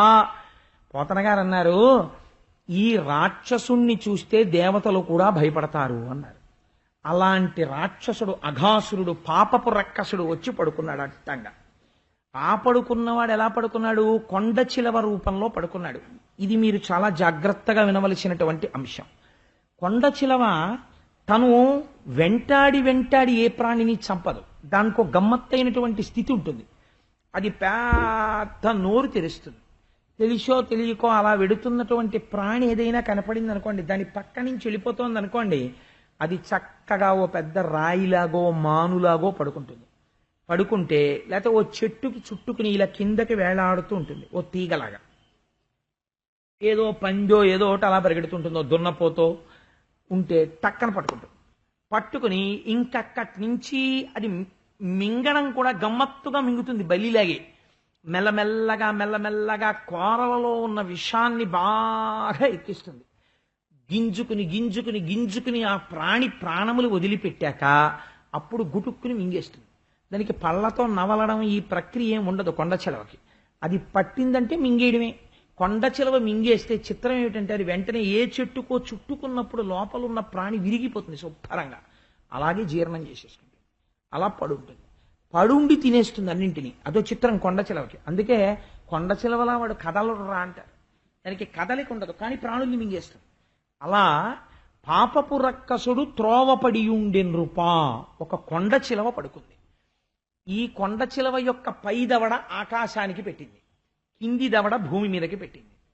లోపల పెద్ద ఎర్రటి నాలుక, పెద్ద పెద్ద కోరలు పర్వత శిఖరాల్లా ఉన్నాయి. దాని ఉచ్ఛ్వాస నిశ్వాసంలో లోపల నుంచి వేడి గాలి వస్తోంది. అది ఇతపూర్వం తినేసి సగం జీర్ణమై జీర్ణం కానటువంటి ప్రాణులు ఉన్నాయి కడుపులో, వాటి నుంచి కుళ్ళిపోయిన వాసన వస్తోంది, వేడి గాలి వస్తోంది. ఆ కొండ చిలవ పైకి చూస్తే దవడ లోపలికి ఎర్రటి మాంసం కనపడుతోంది. ఈ పిల్లలు అక్కడ దాకా వచ్చారు. వచ్చిన తర్వాత ఒకడు అన్నాడు, రే మనం రోజు బృందావనానికి వస్తున్నాం కదా, ఈ కొండ చిలవలా ఉందిరా, ఇదేదో కొండ చిలవ కింది దవడా, కొండ చిలవ పై దవడా అన్నాడు. అంటే ఇంకోడు అన్నాడు, నిజమే రోయ్, ఆకాశం ఎర్రబడిందా అన్నట్టుగా ఉంది, ఇది కొండ చిలవే ఉంటుంది అన్నాడు. వేరొకడు అన్నాడు, ఇవి కొండ చిలవ కోరలే, అనుమానం లేదు అన్నాడు. అయితే ఇంతమంది అది కొండ చిలవా కాదా? కొండ చిలవే నిర్ణయించుకున్నారు. కాబట్టి ఇప్పుడు దాని నోటిలోకి వెళ్ళాలా వెళ్ళకూడదా?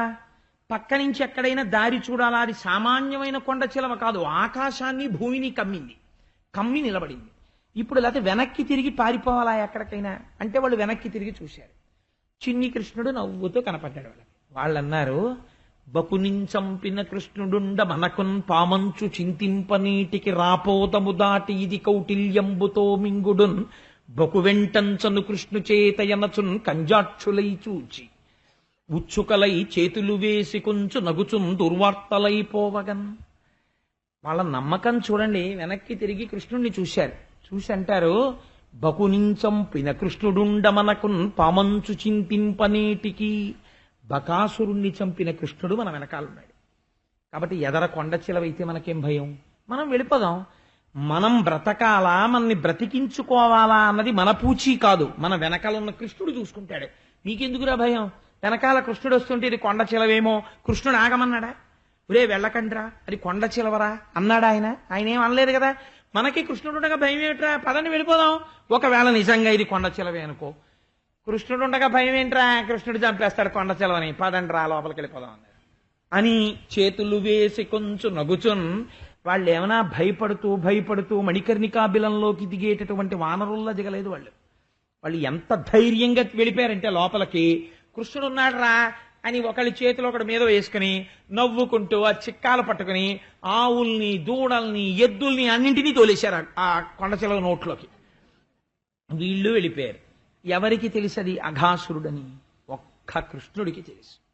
ఇప్పుడు కృష్ణుడు అనుకున్నాడు వెనక నించుని, ధూర్త అఘాసురుడు అడ్డంగా పడుకున్నాడు, వీళ్ళు లోపలికి వెళ్ళిపోయారు.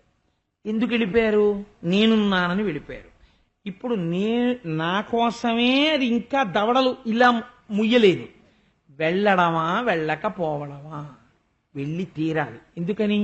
వాళ్ళని బ్రతికించడానికి వెళ్ళాలి అనుకున్నాడు.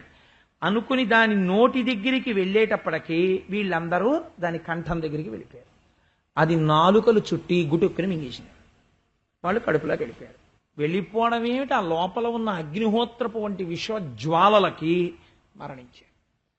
మరణించగానే ఆవులు ఎద్దులు దూడలు గోపాలబాలులు అందరూ మరణించారు. కృష్ణుడు దాని కంఠం దగ్గరికి వెళ్ళాడు. అది కృష్ణుణ్ణి కూడా మింగపోయింది. ఆ పైన ఉన్నటువంటి దవడ నొక్కేసింది. నొక్కేసేటప్పటికీ వామనమూర్తి అయి బ్రహ్మాండములను కొలిచినటువంటి స్వామికి ఒక పెద్ద ఇనప స్తంభంలా అయిపోవడం పెద్ద లెక్క. ఆయన నిటారుగా ఒక స్తంభంలా అయిపోయాడు. అది ఇలా నొక్కేటప్పటికీ ఈ స్తంభం లాంటి పరమాత్మ యొక్క శిరస్సు దాని దవడలోంచి పొడుచుకుని పైకొచ్చింది. ఈయన తన శరీరాన్ని పెంచాడు. దానికి లోపలికి ఊపిరి పీలిస్తే వెళ్ళడం లేదు. గిల్ల గిల్ల గిల్ల గిల్ల కొట్టుకుంది. అటు తిరిగింది ఇటు తిరిగింది. తిరుగుడు పడిపోయి ప్రాణాలు వదిలిపెట్టేస్తాం. ఈ గిలగిల కొట్టుకుంటున్న సమయంలో దాని కడుపులో ఉన్నటువంటి మరణించిన వారిని అందరినీ కృష్ణుడు చూశాడు. ఇక్కడ పోతన గారు అంటారు, ఆ పిల్లల్ని చూసి క్రూరవ్యాళ విశాల కుక్షిగతులన్ గోవత్స సంఘంబుతో కారుణ్యామృత వృష్టి చేత బ్రతుకంగా చూచి వత్సంబులున్ వారున్ తాను దదాస్య వీధి మగడన్ వచ్చన్ ఘనోన్ముక్తుడై తారానీకముతోడ నొప్పెసగు ఆ తారేషు చందంబునన్. అసుర సంధ్యవేళ అవుతుండగా నక్షత్రాలతో కలిసి ఆకాశమునందు ప్రకాశించినటువంటి చంద్రబింబంలా కేవలము తన కళ్ళల్లోంచి కారుణ్యామృత దృష్టిని వాళ్ళ మీద ప్రసరింపచేశాడు చిన్ని కృష్ణుడు. ఆయన కారుణ్యామృత దృష్టి పడగానే ఈ మరణించిన పిల్లలందరూ ఒక్కసారి జీవించారు. ఆవులు జీవించాయి, దూడలు జీవించాయి, ఎద్దులు జీవించాయి. అందరూ ఆ కొండచిలవ నోట్లోంచి పక్కకొచ్చేసారు. పక్కకొచ్చేయగానే వాళ్ళు ఒక అద్భుతాన్ని చూశారు అన్నారు పోతన గారు. ఈ పాము కొట్టుకుంటోంది కొన ప్రాణంతో. ఇది ప్రాణం పోయింది. దాంట్లోంచి వచ్చినటువంటి ఒక దివ్యమైనటువంటి వెలుగు ఒక్కసారి పైకి లేచి ఈ చిన్ని కృష్ణుల్లోకి వెళ్ళిపోయింది. వెళ్ళిపోతే ఇంత పాపపు రక్కసుడు మోక్షం పొందేశాడు. కృష్ణుడి యొక్క స్పర్శ చేత ఆయనకున్నటువంటి పాపములన్నీ విరిగిపోయాయి. అయితే లీలకి ఏదో ఒక అర్థం ఉండాలి కదండి. అంటే ఈ లీల గురించినటువంటి అర్థం కానీ వ్యాఖ్యానం కానీ నిజానికి అక్కర్లేదు, మీరు పసిగట్టేశారు. ఎందుకని? అది పసిగట్టడానికి అవకాశం లేనటువంటి స్థితి ఏం కాదు. పేరే తెలిసిపోయింది మీకు, పాపపు రక్కసుడు. పాపం అనగానేమి పుణ్యము కానిది, పుణ్యం అనగానేమి పాపము కానిది, అంతే కదండి.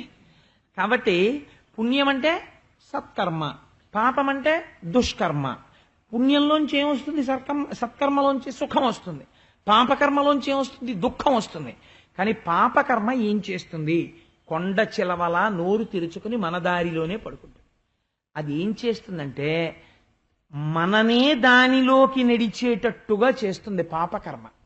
పాపకర్మ ఎప్పుడూ కూడా తనంత తానొచ్చి మింగదు. పాపకర్మ మిమ్మల్ని మింగలేదు. ఏమంటే పాపం నా చేత చేయబడింది అని అనడానికి వీలు లేదు. ఎప్పుడైనా మీరు దాన్ని చెప్పవలసి వస్తే యాక్టివ్ వాయిస్లోనే చెప్పాలి. నేనే పాపము చేశాను. ఎందుచేత? కొండ చిలవ ఎదురుగుండా ఉంటుంది, పాపము ఉంటుంది. కానీ పాపమును మీరు చెయ్యను అంటే మీ చేత పాపము చేయించలేదు. నువ్వు నన్ను చేసి తీరు అని పాపకర్మ ఏం మీతో చేయించదు.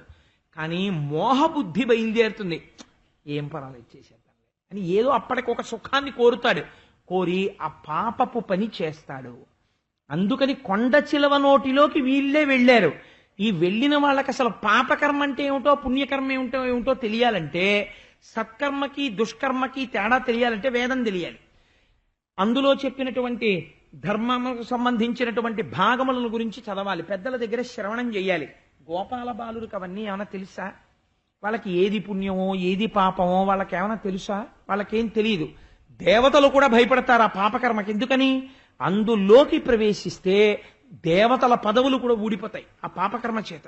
అటువంటి పాపకర్మ యందు వీళ్ళు వెళ్ళారు లోపలికి. కానీ వెడుతున్నప్పుడు వీళ్ళు ఒక పని చేశారు. ఏది చేశారు అంటే వెనక కృష్ణుడున్నాడు అన్నారు. ఇప్పుడు అది పాపమా పుణ్యమా వారికి తెలియదు, తెలియవలసిన అవసరము లేదు. తెలిసి చేస్తే తప్పు. ఇది పాపమో పుణ్యమో ఈశ్వరుడు చేయిస్తున్నాడు అని అమాయకత్వంతో పాపపు పని చేసేసి ఈశ్వరుడు చేయించాడండి అనకూడదు. అంత అజ్ఞానమైనటువంటి వాళ్ళు ఈశ్వరుడు ఉన్నాడని నమ్మి వెనకాతలా ప్రవేశించారు. ఇప్పుడే పాపమును ఎవడు తీశాడు? ఈశ్వరుడు తీశాడు. తెలిసి నువ్వు పాపం చేశావు, ఫలితమును అనుభవించాలి. అందుకే శాస్త్రం ఏమంటుందో తెలుసా అండి? మరణము దేని వలన? పాపము వలన. పాపమే మరణమునిస్తుంది. ఒక్కొక్క నాడు భయంకరమైన మృత్యువునివ్వాలి. అప్పుడు ఎందుకు ఇస్తారు? చేసిన పాపకర్మ భయంకరమైనదైతే మృత్యువును ఇస్తారు. లేకపోతే రాదా అండి? వస్తుంది. కానీ పుణ్యం చేసిన వాడికి మృత్యు వస్తుంది. వాడు అనాయాసేన మరణం వినాదైన్యేన జీవితం. బాగా గుర్తుపెట్టుకోండి. పూజ చేస్తే ఏమడుగుతారో తెలుసా అండి? దేవాలయానికి వెడితే ఏమడుగుతారో తెలుసా? పుణ్యనదీ స్నానం చేస్తే ఏమడుగుతారో తెలుసా? ఈ రెండే అడగాలి.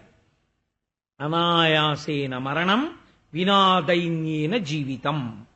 అన్నిటికన్నా ప్రమాదకరమైనదేది? చేసిన పాపమును అనుభవములోకి ఈశ్వరుడు వృద్ధాప్యమునందు తెస్తాడు. అప్పటి వరకు నావారన్నవారు నావారు కారని తెలుసుకుని దూరంగా ఉండిపోయి తన మలమూత్రములు తాను విసర్జించలేక మంచాన ఉంటే అప్పుడు వస్తుంది కర్మానుభవంలోకి. ఎంత ప్రమాదం వస్తుందో వెళ్ళక తప్పదు ఎవరైనా. కానీ మహానుభావుడు నిజంగా ఎలా వెళ్ళిపోయాడు రా, ఎంత పుణ్యం చేశాడో. అందుకే పెద్దలు అంటారు, చేసిన పాప పుణ్యములు దేని యందు తెలుస్తాయి అంటే మృత్యువునందు తెలుస్తాయి. అందుకని హాయిగా వెళ్ళిపోగలిగాడా అనాయాసంగా సంతోషంగా అందరి మధ్యలో ఉండగా. ఒక్కొక్క మహాపురుషుడు చూడండి, చక్కగా అందరితో మాట్లాడి పూజ చేసుకుని చాలా అమాయకంగా ఉంటారండి. ఏమి వాళ్ళకి తెలియక్కర్లేదు. వాళ్ళు పెద్ద ప్రాజ్ఞులై ఉండరు, వాళ్ళు ఏం పెద్ద పాండిత్యం ఉండదు, వాళ్ళు ఏం జ్ఞానం ఉండదు. కానీ వాళ్ళు బ్రతికినదంతా ఎప్పుడూ ఎవరికీ ద్రోహబుద్ధితో లేకుండా పరమ పుణ్యశీలురై ఒకరి యొక్క మంచిని కోరుకుంటూ ఉంటారు ఎప్పుడు. వారికి ఈశ్వరుడు అంత అనాయాసమైన మరణమునిచ్చి అంత జాగ్రత్తగా విడదీసేస్తాడు. విడదీసేసి చక్కగా ఊర్ధ్వలోకాలకి తీసుకెళ్తాడు. కాబట్టి అటువంటి అనాయాసేన మరణం.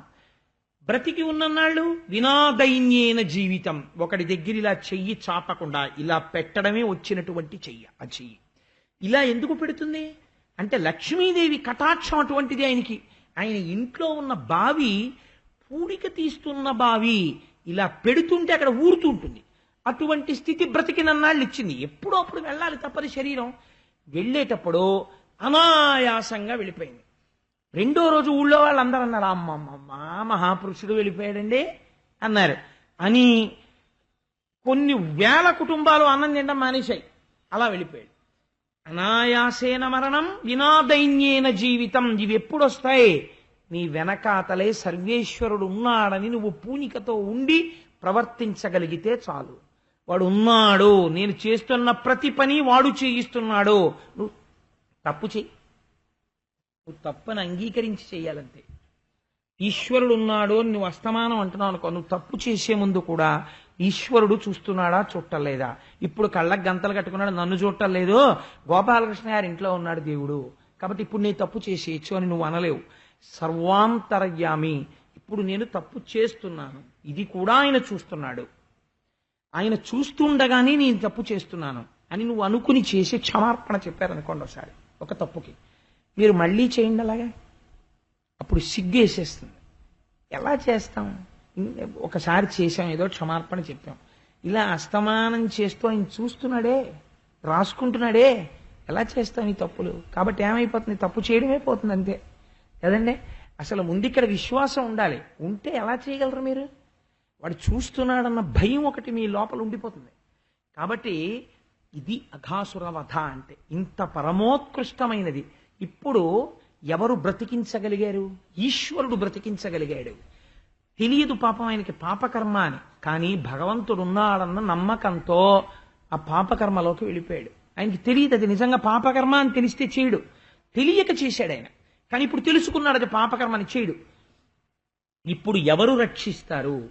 ఈశ్వరుడు తన కరుణార్ద్ర హృదయముతో కూడిన దృక్కులు ప్రసరిస్తాడు. ఈశ్వరుడు రక్షించగలడు అని అఘాసుర వధ మనకందరికీ కూడా చిరస్మరణీయమై నిత్యస్మరణీయమై ప్రతిరోజు భగవంతుని యందు పూనికనిపించి ఈశ్వరుడు మనని అనుగ్రహించగలిగిన స్థితిని ఆవిష్కరిస్తుంది. ఇప్పుడు ఈ పిల్లలందరూ బయటికి వచ్చారు. ఇక్కడ శుకుడు పరీక్షిత్తుకి భాగవతం చెప్తూ ఒక చిన్న మెలిక పెట్టి వదిలేశాడు.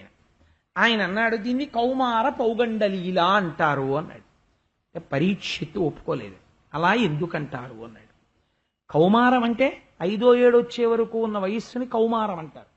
6వ ఏడు దాటితే పౌగండం అంటారు. 1 సంవత్సరం పూర్తయిపోతాయి. మరి కౌమారంలో జరిగింది పౌగండంలో ఎలా చెప్పారు పిల్లలు?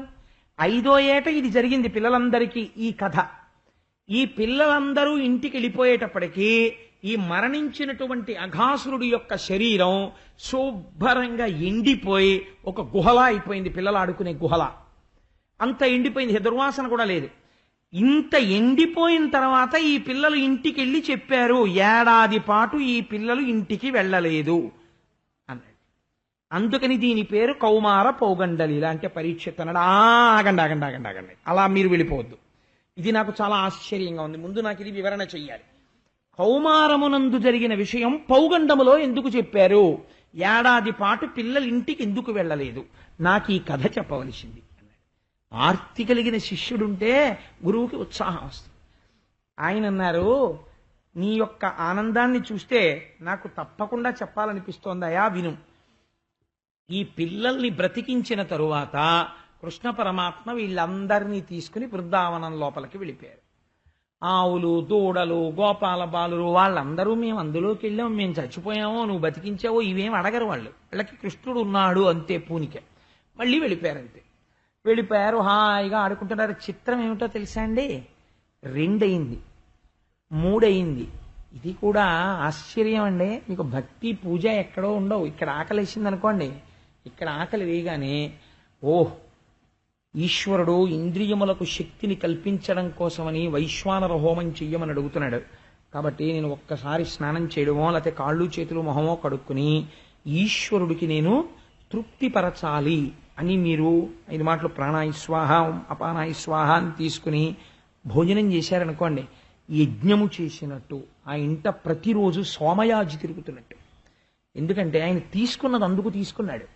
ఇక్కడ వైశ్వానరుడు ఉన్నాడు, ఆయన ఆకలిస్తూ అలా ఉండకూడదు. కాబట్టి ఆ వైశ్వానరాగ్నికి నేను హోమం చేస్తున్నానని తిన్నాడు. ఇప్పుడు ఆయన పూజ అస్తమానం చేస్తున్నాడా లేకపోతే ఎప్పుడూ చేస్తున్నాడా? మీకు దొరకడం, ఎప్పుడూ చేస్తుంటాడు. అదే గమ్మత్తు. కాబట్టి ఇప్పుడు వీళ్ళకి చిత్రం ఏమిటో తెలుసా అండి? మాకు ఆకలేసింది అని వీళ్ళు అనరు, వీళ్ళకి ఆకలేసింది అని కృష్ణుడు చెప్పాలి. నిజమే, మనకి అంతే, కృష్ణుడే చెప్తాడు. మనం ఆదమరిచి తిరుగుతుంటే ఆకలేస్తుంది. ఆకలేస్తే ఎవరు చెప్పారు? కృష్ణుడు చెప్పాడు. అయ్యో ఎండలో తిరిగావు, అక్కడికి వెళ్ళావు, ఇక్కడికి వెళ్ళావు, నీకు ఆకలేస్తోందిరా, నువ్వు ఏదైనా తిను అని పరమాత్మే చెప్తాడు, కృష్ణుడే చెప్తాడు. కాబట్టి ఇప్పుడు కృష్ణుడు ఏమన్నాడు వీళ్ళందరితో? ఒరే, మంచి ఎండలో తిరిగావురా ఇప్పటిదాకా, ఎండన్ రగ్గితిరా అకటంబడితిరా ఇంకేలా విలంపింపక రెండో బలకులార చల్ది కుడవన్ రంజస్థలం బిక్కడి దండన్ లేగలు నీరు త్రావి ఇరమందం బచ్చి కల్మేయుచున్ దండంబై విహరించుచుండ అరమంద ప్రీతి భక్షింతమే అన్నాడు.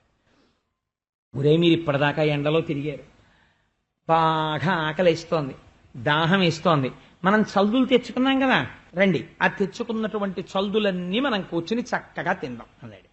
వీళ్ళకి ఒక ఆశ్చర్యకరమైనటువంటి లక్షణం ఉంది. వీళ్ళు ఎలా తింటారో తెలుసా అండి? అమ్మయ్య కృష్ణ అయితే తినేద్దామని చెప్పి, ఒరే నేను కొంచెం అక్కడ కూర్చొని తింటాను, మీరు అలా కూర్చొని తినండి, మీరు అలా కూర్చొని తినండి అని ఎవడి మానాన వాడు వెళ్ళి ఎవడి క్యారేజీ వాడు ఇప్పుకుని వాడు కూర్చుని తినరు. వీళ్ళు తినేటప్పుడు వీళ్ళకి ఒకటి ఉండాలి. ఏమిటి ఉండాలో తెలుసా అండి? డైనింగ్ టేబులే ఉంటుంది, కానీ ఎదురుగుండా ఏదో ఒక భగవన్మూర్తి ఉంటుంది, ఆయనతో కలిసి తింటున్నాడు తప్ప తాను తింటలేదు. ఈశ్వరుడు తాను నివేదన చేసినది ఈశ్వరుడు స్వీకరించి నవ్వుతున్నాడు. నేనే ఇచ్చాను రా వంకాయ కూర, నేనే ఇచ్చాను బంగాళదుంపల వేపుడు అంటుంటే ముద్ద తింటుంటాడు, తలెత్తితే ఆయన కనపడుతుంటాడు ఎదురుగుండా, ఈశ్వరుణ్ణి చూస్తూ తాను తింటుంటాడు. అది సంస్కారం, అలా ఉండాలి ఇల్లు. కాబట్టి అది యజ్ఞం, అలా తినగలిగితే వాడు యజ్ఞం చేసినట్టు. కాబట్టి ఇప్పుడు వీళ్ళందరూ ఎలా కూర్చున్నారు?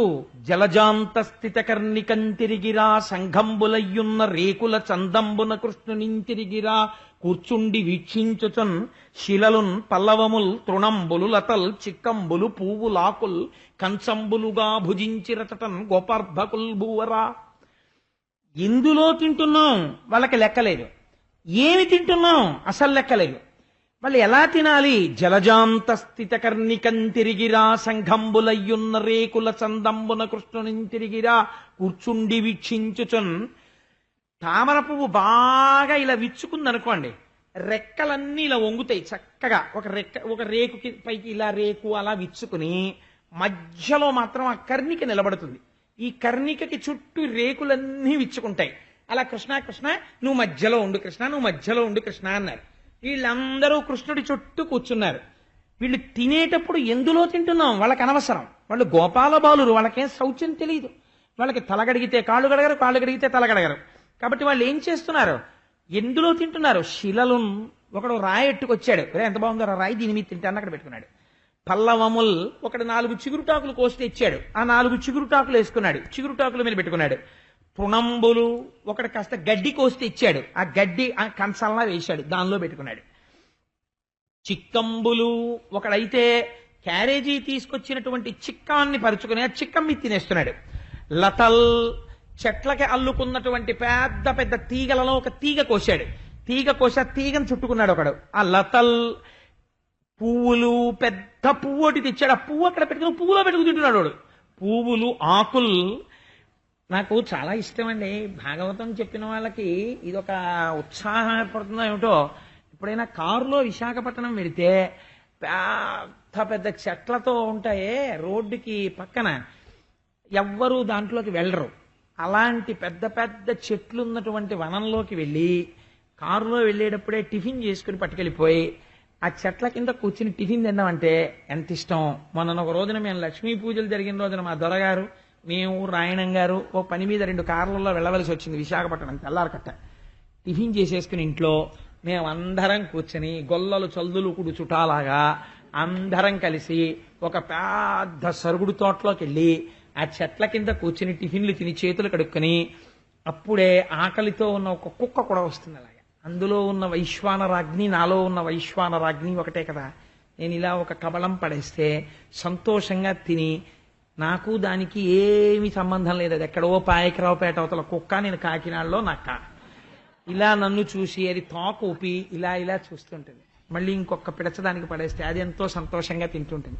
ఇంట్లో అటువంటి శౌచ్యం అలా చెయ్యం కదా. అందుకని చక్కగా పక్షులు పైకొచ్చి 4 పక్షులు వాళ్ళ కావు కావు అంటూ కిందకి చూస్తుంటాయి.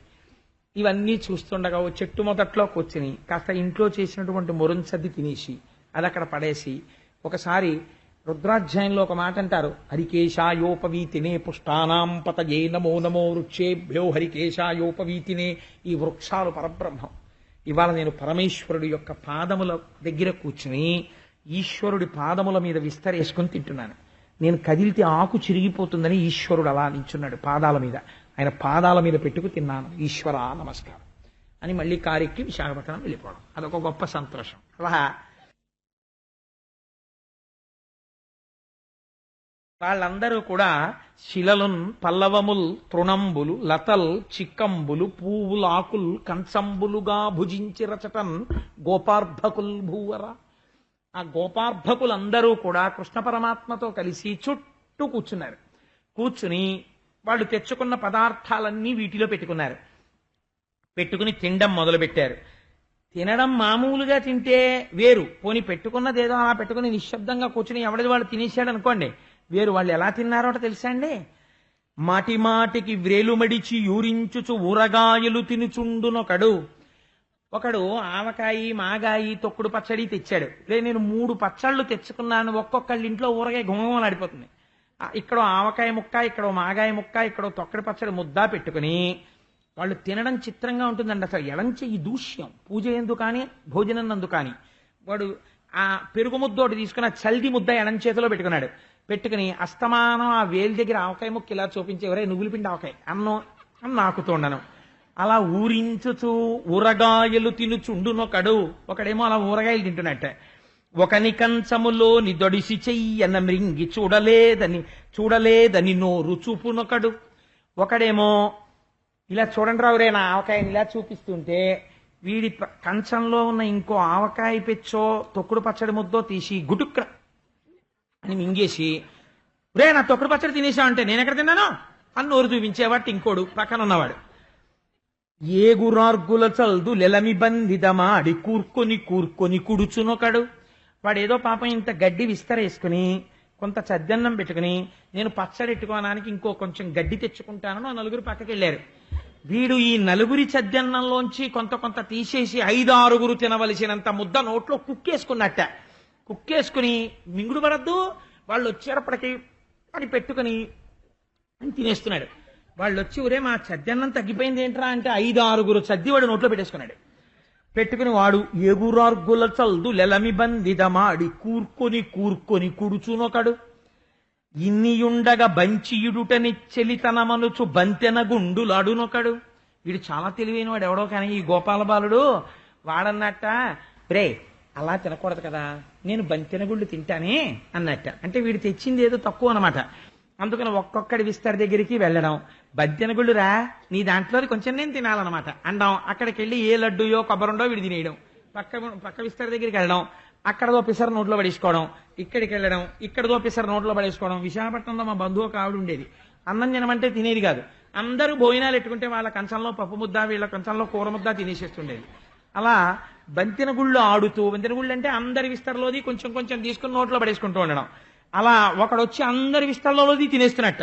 అసలు వాడి క్యారేజే విప్పడు, వాడి చిక్కం విప్పడు. బంతిన గుళ్ళు తింటున్నాను రాని ముందు అందరి దగ్గరవి తింటున్నాడు చక్కగా వాడొచ్చి. కృష్ణజూడు మన చుగ్గి కురించి వరుం రోల మెలిబక్షరాసి మొసగునొకడు. ఒకడేమో ఒరే కృష్ణుడు చూడరా ఎలా ఉన్నాడో ఆ ఆవకాయ మొక్కలు అట్టుకుని అనేవాడు. ఇలా కృష్ణుడి వంక చూసేటప్పటికి వీడి విస్తట్లో తినేసేవాడు వాడు. నవ్వునొకడు, ఒకడు నవ్వాడు. సకుల నవ్వించునొకడు. ఒక్కొక్కడు చాలా గమ్మత్తుగా ఉంటుంది. ఒక్కొక్కడిని మీరు చూడండి, సమాజంలో వాళ్ళు మాట్లాడుతుంటే చాలా నవ్వు వస్తుంది, కానీ వాళ్ళు అస్సలు నవ్వరు, నవ్వకుండా నవ్విస్తారు. అలా సకుల నవ్వించునొకడు, స్నేహితుల్ని నవ్విస్తున్నాడు ఒకడు. ముచ్చటాడునొకడు, ఒక్కొక్కడికి అసలు ఎక్కడా నోరు ఆగదు, అలా మాట్లాడుతూనే ఉంటాడు. ఆఫీసులో ఆగదు, ఇంట్లో ఆగదు, స్కూటర్ మీద ఆగదు, అన్నం తింటూ ఆగదు, టిఫిన్ తింటూ ఆగదు, అలా మాట్లాడుతూనే ఉంటాడు ఒక్కొక్కడు. అందుకని ముచ్చటాడునొకడు. అందుకని చెప్పి వాడేమో అలా ముచ్చట్లు ఆడుతున్నాడు, ఏమో చెప్తున్నాడు. మురియునొకడు. అయితే అలా మాట్లాడేవాడికి విని మురిసిపోయేవాడు కూడా వాడు ఉండాలి, విసుక్కోకూడదు. అందుకని వాడు మురియునొకడు. ఆ మాటలు విని ఒరే భలే ఉందిరా నవ్వుతూ తింటున్నాడు వాడు. ఇన్ని రకాలుగా వీళ్ళందరూ అన్నం తింటుంటే కృష్ణుడు మరి ఓ పక్కన కూర్చుని తినడానికి లేదు, వీళ్ళందరికీ కనపడాలి ఎదురుగుండా. కృష్ణుణ్ణి చూస్తూ తింటారు వీళ్ళకి తినడం చేత కడుపు నిండదు, కృష్ణుణ్ణి చూస్తూ తినడంలో కడుపు నిండుతుంది వీళ్ళకి అదో గమ్మత్తు. కాబట్టి కడుపున దిండుగా కట్టిన వలువలో లాలిత వంశనాళంబు జనిపి విమల శృంగంబును వేత్రదండంబును జారిరా నీకడా సంక నిరిగి మీగడ పెరుగుతో మెళవించిన చల్ది ముద్ద ఆవలి చేతన నయనునిచి చలరేగి కొసరి తెచ్చిన ఊరగాయలు వేళ్ల సందులను తాన నయనునిచి సంగడీల నడుమ చక్కగా కూర్చుండి నర్మభాషణముల నగవు నెరపి యాగభోక్త కృష్ణుడు అమరులు వెరగొంద శైశవంబు మెరసి చల్ది కుడిచే. ఏమి చిత్రం! అందరి మధ్యలో నిలబడి కృష్ణ పరమాత్మ తన మీదున్నటువంటి ఉత్తరీయం తీసి ఇలా నడుముకి కట్టి అందులోకి వేణువుని దోపి ఆ ఆవుల్ని తోలే కర్ర ఊదే కొమ్ముబూర రెండు ఎడమ చంకలో పెట్టుకుని ఇలాగా ఈ ఎడమ చెయ్యి పెట్టుకుని అందులో తెచ్చుకున్న చద్దన్నపు ముద్ద పెట్టుకుని వీళ్ళందరూ కూడా తాము తింటూ ఒరే కృష్ణ నువ్వుల పిండి ఆవకాయ మా ఇంట్లో ఎంత బాగుందో నువ్వు తిను అని చెప్పి వీడు నాకేసిన ఆవకాయ ముక్క కొట్టిస్తాడు. ఆ ఆవకాయ ముక్క మాగాయ ముక్క వేళ్ల సందులో పెట్టుకుని ఈ మాగాయ ముక్కతో నంచుకుని కూర్చుని ఎడమ చేతిలో పెట్టుకున్న చద్దన్నం, అది నిన్న రాత్రి నిలవబెట్టిన అన్నం, ఇవాల్టిది కాదు, నిలవ ఉన్న పదార్థం ఈశ్వర నివేదనములకే పనికిరాదు. అందుకే ఒక్క బెల్లం ముక్కకి మాత్రమే అర్హత, దానికి నిలవ దోషం లేదు. బెల్లం ముక్క ఎప్పుడైనా నైవేద్యం పెట్టేయచ్చు. కాబట్టి అలా ఎడం చేతిలో పెట్టుకుని తింటున్నాడు. ఎవరు? యాగభోక్త కృష్ణుడు అమరులు విర్రగొంద. ఆయన యాగభోక్త. మామూలుగా పెడితే తినడు. యాగం చేసి ఓం నమో నారాయణాయ స్వాహ అని మంత్రం చెప్పి ఆ శృక్కుతో స్రవంతో వాటితో ఆ నీతిని పోస్తే, హవిస్సు వేస్తే అగ్నిముఖంగా మాత్రమే స్వీకరించేటటువంటి పరమాత్మ ఇవాళ గోపబాలురందరితో కలిసి ఎంగిలి ఆవకాయ ముక్కలు నంచుకుని తింటున్నాడు. తింటుంటే వీళ్ళు తింటూ తింటూ ఎడంచై కింద పెట్టి భూమి మీద, కృష్ణ మా ఇంట్లోంచి తెచ్చిన చద్ది ముద్ద ఎంత కమ్మగా ఉందో తినని, వీడు సగం తిన్న తరువాత ఎంగిలి చేతితో ముద్ద తీసి కృష్ణుడికి పెడితే చాలా బాగుందిరో నవ్వుతూ తింటున్నాడు. ఇలా యాగభోక్త శ్రీకృష్ణ పరమాత్మ తింటుంటే అమరులు దేవతలందరూ అన్ని లోకాల నుంచి వచ్చేశారు. ఏం ఆశ్చర్యం రా! యజ్ఞయాగాది క్రతువులు చేస్తే తప్ప హవిస్సు స్వీకరించని పరమాత్మ గోపాల బాలురతో కలిసి స్నానము చెయ్యకుండా సద్దన్నం పట్టుకొచ్చి తము ఎంగిలి చేసి పెట్టింది పరమాత్మ తింటున్నాడు. ఇంతమంది మధ్యలో కూర్చుని శౌచము లేకుండా ఆకుల్లో పువ్వుల్లో చిక్కాల్లో పెట్టింది తింటున్నాడు ఈశ్వరుడు. ఏమాశ్చర్యమని వాళ్ళందరూ తెల్లబోయి చూస్తున్నారట. రంభాది అప్సరసలైతే పొంగిపోయి నాట్యాలు చేసేస్తున్నారట. దేవతలందరూ గోవిందా గోవిందా నరుస్తున్నారట ఆనందంతో. ఏమి సులభుడో అయిపోయావు ఇవాళ భూమండలం మీదని. ఈ అల్లరికి సత్యలోకంలో ఉన్న బ్రహ్మగారి చెవున పడ్డాయి ఈ మాటలు. పడి ఏమిట్రా ఇంత అల్లరి, పిల్లలు ఇంత గట్టిగా కేకలేస్తున్నారు, ఇదేదో చూసి రావాలని ఒక్కసారి సత్యలోకంలోంచి బయటికి వచ్చాడు. బయటికి వచ్చి చూశాడు భూమండలం మీదకి. చూసేసరికి ఈ పిల్లలందరితో కలిసి తింటున్నాడు. ఎందుకు అరుస్తున్నారు వీళ్ళని అడిగాడు. ఆయనే అఘాసురుణ్ణి వధించి పిల్లల్ని బ్రతికించి వాళ్లతో కలిసి తింటున్నాడు కృష్ణుడు అన్నారు. అనుమానం వచ్చింది ఆయనకి. ఏమిట్రా ఈ ఎంగిలి ముద్దలు ఎడం చేతిలో పెట్టుకుని తింటున్నవాడు పరబ్రహ్మ, వీడు బతికించాడా అఘాసురుడి కడుపులోకి వెళ్ళిపోయిన వాళ్ళని? యాగములయందు తప్ప హవిస్సు స్వీకరించని పరబ్రహ్మము ఇంత సులభుడైనాడా? ఇది నేను నమ్మను, పరబ్రహ్మము కాదు అనుకున్నాడు. ఎలా? నేను మాయ చేస్తాను, నేను చతుర్ముఖ బ్రహ్మని, ఇంటి పెద్దని, 4 మోములున్నవాణ్ణి, వేదాలు చదివినవాణ్ణి, నా మాయ తప్పించుకోలేడు అని వెంటనే ఒక మాయ చేశాడు. అక్కడే నీళ్లు తాగి పచ్చిక తింటున్నటువంటి ఆవుల్ని దూడల్ని ఎద్దుల్ని కొంచెం దూరంగా తీసుకెళ్లి మాయం చేసేసాడు. మాయం చేసేసి ఒక కొండ గుహలో పెట్టేశాడు. ఈ పిల్లలు అన్నం తింటున్న వాళ్ళు అన్నారు, కృష్ణ కృష్ణ మన ఆవులు కనపట్టలేదు కృష్ణ అన్నారు. అంటే కృష్ణుడు ఆ ఆవుల్ని దూడల్ని పిలవడం కోసం అని చెప్పి గబగబా నేను వెళ్ళి వెతికొస్తాను రా, మీరు లేవకండి, మీరు తింటూ ఉండండి, మీకు ఆకలిస్తోంది కదా, నేను వెళ్ళి చూసొస్తానన్నాడు. ఎలా ఉన్నాడు బయలుదేరినప్పుడు? ఇది బాగా జ్ఞాపకం పెట్టుకోండి ఈ విషయం. ఎడమ చేతిలో సద్దన్నపు ముద్ద, వేళ్ల మధ్యలో ఆవకాయ పెచ్చులు పెట్టుకుని ఈ ఎడం సంక కింద ఉన్న కర్ర తీసి కుడి చేత్తో పట్టుకుని ఆవుల కోసం బయలుదేరాడు. వాటి పాదముల యొక్క జాడలు కనపడ్డాయి. చాలా దూరం వెళ్ళాడు. పర్వత శిఖరాలు ఎక్కాయి దిగాయి. ఒక చోటికి వెళ్ళాడు. మందంతా విడిపోయినట్టు కనపడింది. అరేరే ఏమైపోయారా ఆవులు ఎద్దులు అని వెనక్కి వచ్చాడు. ఈలోగా బ్రహ్మగారు ఏం చేశారంటే, ఏం చేస్తాడో చూద్దాం అని ఈ గోపాల బాలుర్ని మాయం చేసేసాడు. ఇక్కడికొస్తే గోపాల బాలురు లేరు, అక్కడ ఆవులు లేవు, దూడలు లేవు, ఎద్దులు లేవు.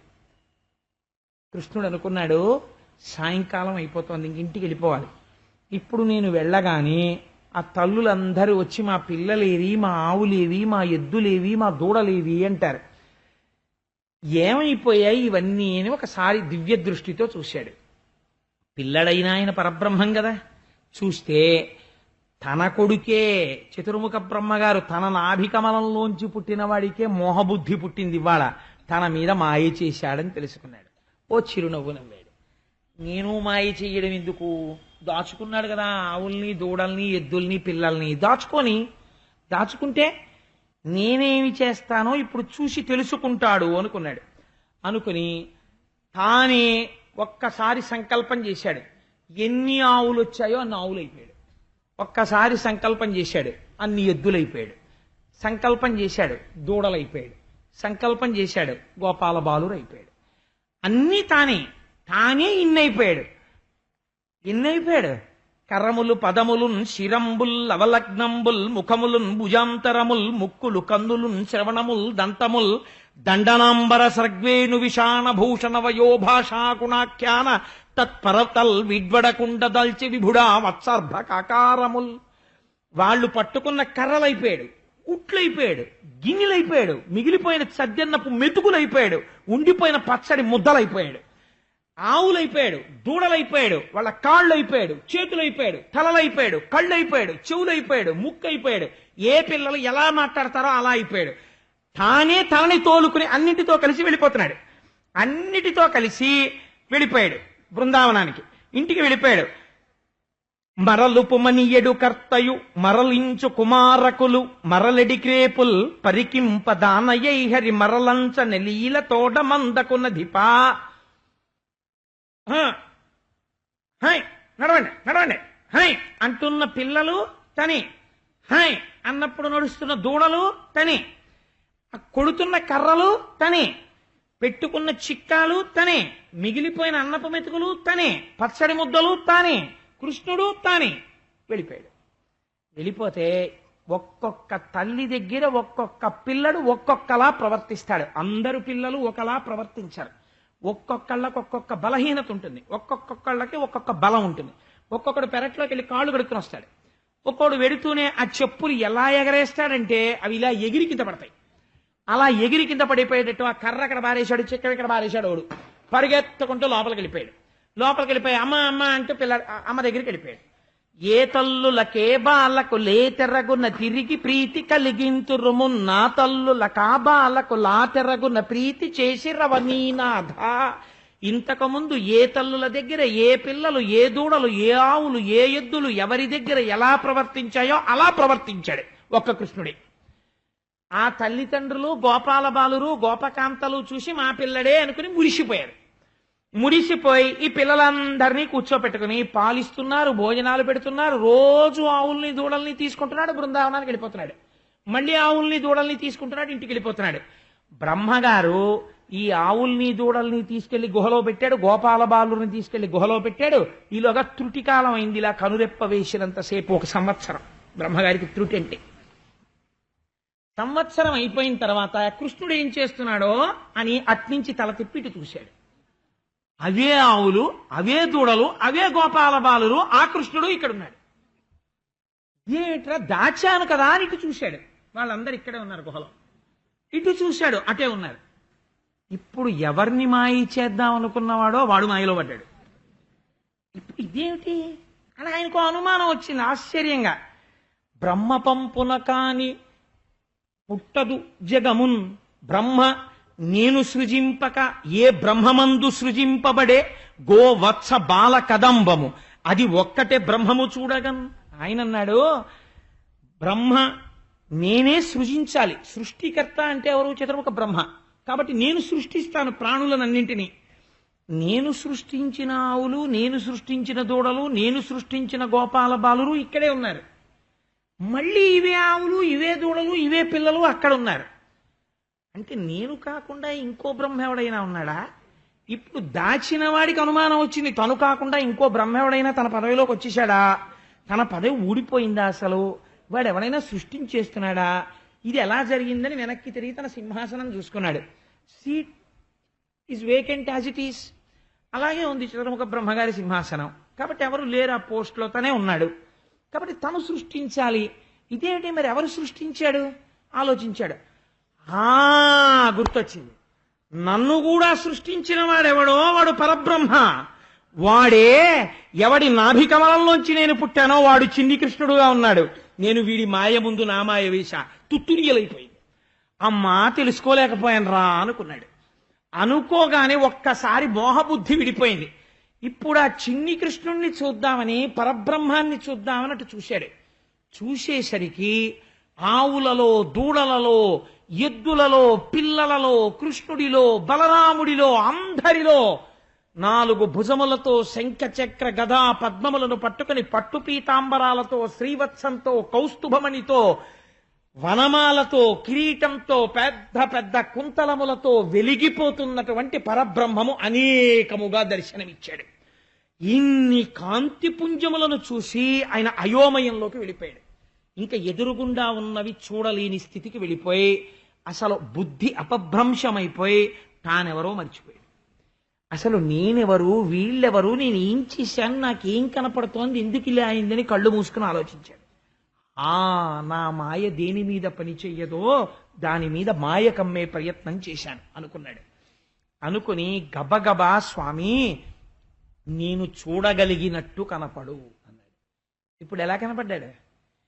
ఆవుల్ని దూడల్ని వెతకడానికి వెళ్ళిన కృష్ణుడు ఎలా ఉంటాడో అలా కనపడ్డాడు.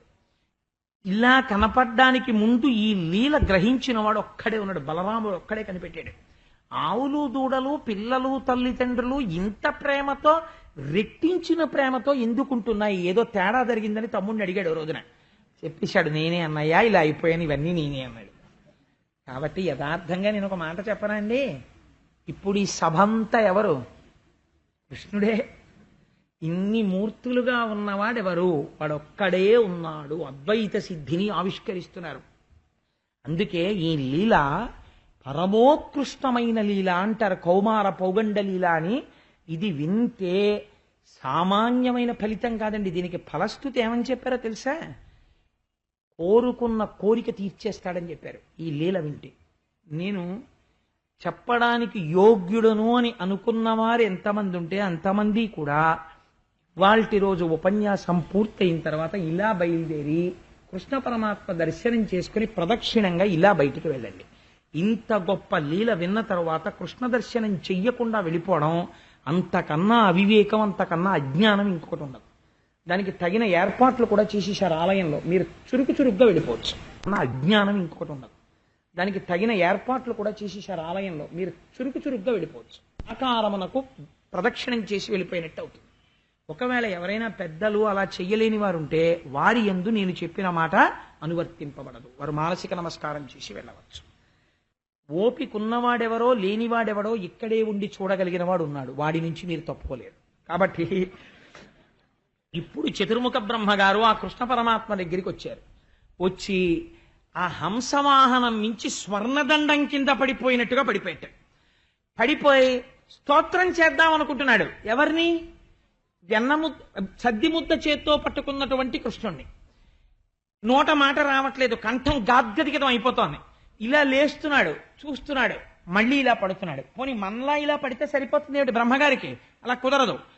ఇలా తిరగాలి. ఒకసారి తిరిగితే ఇటు పేక 2 ముఖాలు అంటుకుంటాయి. ఆ తర్వాత మళ్ళీ ఇట్లా తిరగాలి. ఈ 2 ముఖాలు అంటుకుంటాయి. పితామహుడు ఆయన, మహానుభావుడు, పెద్ద చతుర్ముఖ బ్రహ్మగారు అంటే సామాన్యుడు కాడు, మహాపురుషుడైన మహానుభావుడు. అటువంటి వాడు తలలు తిప్పుతూనే ఉన్నట్ట. ఎవరికి? ఇంతంత పాదాలున్నవాడికి, ఇంతున్నవాడికి. సరిగ్గా మన గురువాయూరప్ప కూడా అలాగే ఉంటారు. అక్కడ ఇంతే ఉంటారు. ఇప్పుడు మీరు వెళ్ళి చూస్తే ఇలా తలలు తిప్పుతున్నట్ట, నమస్కారం చేస్తున్నట్ట. చేసి చేసి చేసి చేసి కంఠం గాద్గదిగం అయిపోయి ఆ కంఠానికి పొర విడిపోయాక అన్నట్ట, శంపాలతికతోడి జలదంబుకైవడి మెరుగుటొల్లియతోడి మెనువాని గుంజావి నిర్మిత కుండలంబులవాని సికిపించె వేష్టిత శిరమువాని వనపుష్పమాలిక వ్రతకంఠమువాని నలినకోమల చరణములవాని కరుణ కడలుగ నిన కడగంటివాని గోపాల బాలు భంగి బరగువాని నన్ను కన్న తండ్రిని నిన్ను చూచి మ్రొక్కు ఈశా అని ఆయన మహానుభావుడు కనపడినప్పుడు కూడా గమ్మత్తు ఏమిటంటే, శంపాలతికతోడి జలదంబుకైవడి మెరుగుటొల్లియతోడి మెనువాని. శంపాలతిక అంటే మెరుపుతీగ. మెరుపుతీగతో కూడినటువంటి నల్లటి వర్షాకాలపు మబ్బు ఎలా ఉంటుందో అలాంటి శరీరం, పైన వేసుకున్నటువంటి పట్టు ఉత్తరీయం.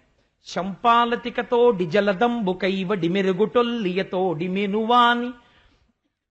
ఆ చేతిలో కమనీయ మృదుల అన్న కబళ వేత్ర విషాణ వేణుచిహ్నములతో వెలయువాని.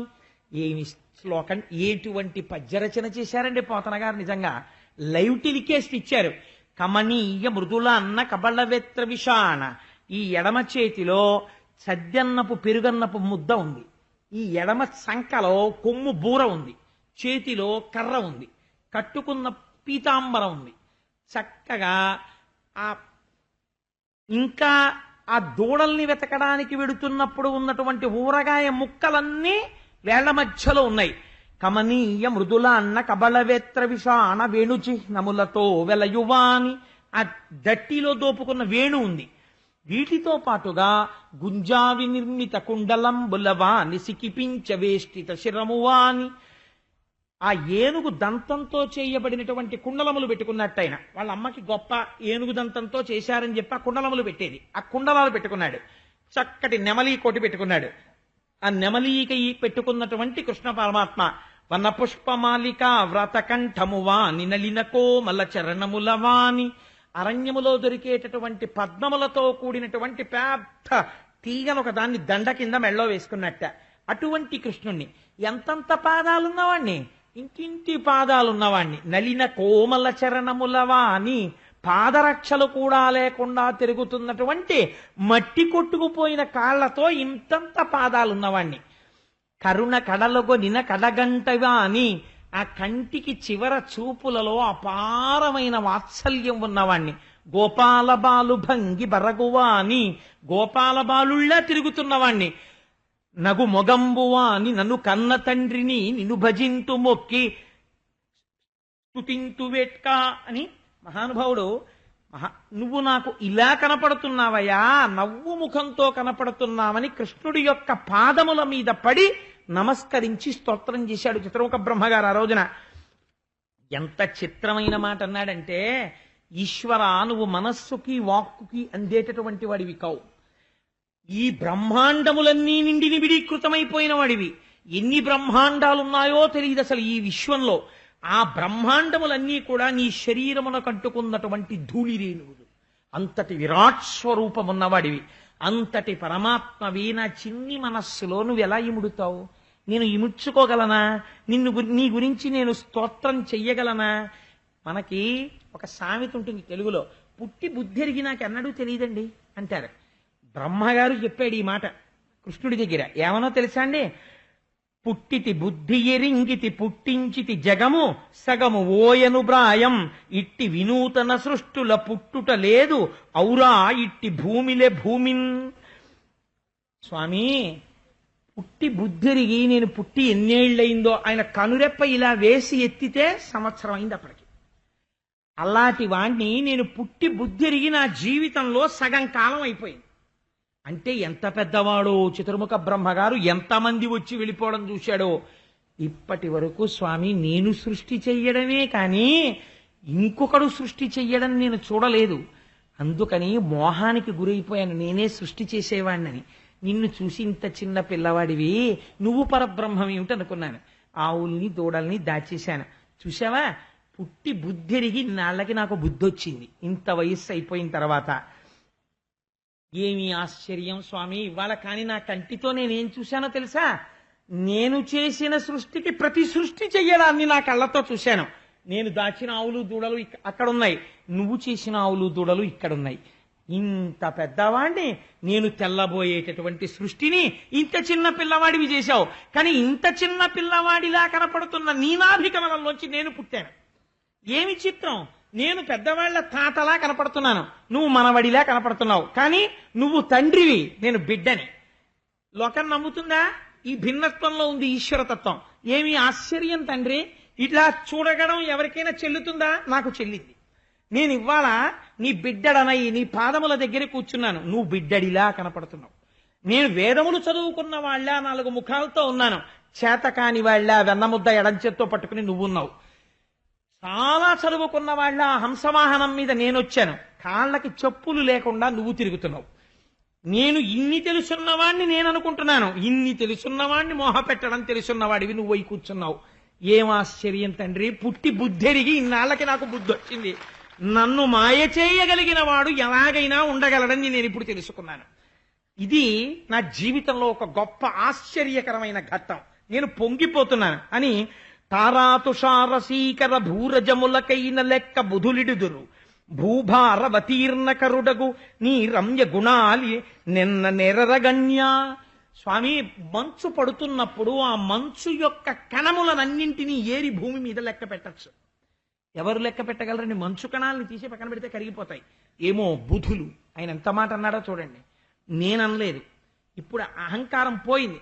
ఏమో ఎక్కడైనా ఉన్నారేమో మహాపురుషులు, మంచు కణాలన్నింటినీ ఓ చోట పోగేసి లెక్కెడతారేమో. ఈ భూమి మీద ఎన్ని రేణువులున్నాయో లెక్క పెట్టగలరేమో, ఆకాశంలో ఎన్ని చుక్కలున్నాయో లెక్క పెట్టగలరేమో. కానీ తండ్రి, నీ గుణములు ఎలా ఉంటాయో ఎవరూ లెక్క పెట్టలేరు. నువ్వు అంతటి అసామాన్యమైన గుణ విశేషములు ఉన్నవాడివి. మాయలు కలవారలను మాయల పెట్టెడి ప్రోడా నిన్ను నా మాయగలంచి నీ మహిమ మానము చూచెదనంచు నేరమించేయగబూనితిన్ కరుణ చేయుము కావుము యోగిరాజవగ్గేయ డవగ్ని తజ్జనిత కీలము కీలము గెలిచి వెలుంగనేర్చునే. ఎంత గొప్ప మాట చెప్పాడో చూడండి. నేను చతుర్ముఖ బ్రహ్మని అని నీ మీద మాయ ప్రయోగించాను. దూడల్ని ఎత్తుకుపోతే ఏం చేస్తావో చూద్దాం, పిల్లల్ని ఎత్తుకుపోతే ఏం చేస్తావో చూద్దామని. కానీ ఇప్పుడు నాకేం తెలిసిందో తెలుసా?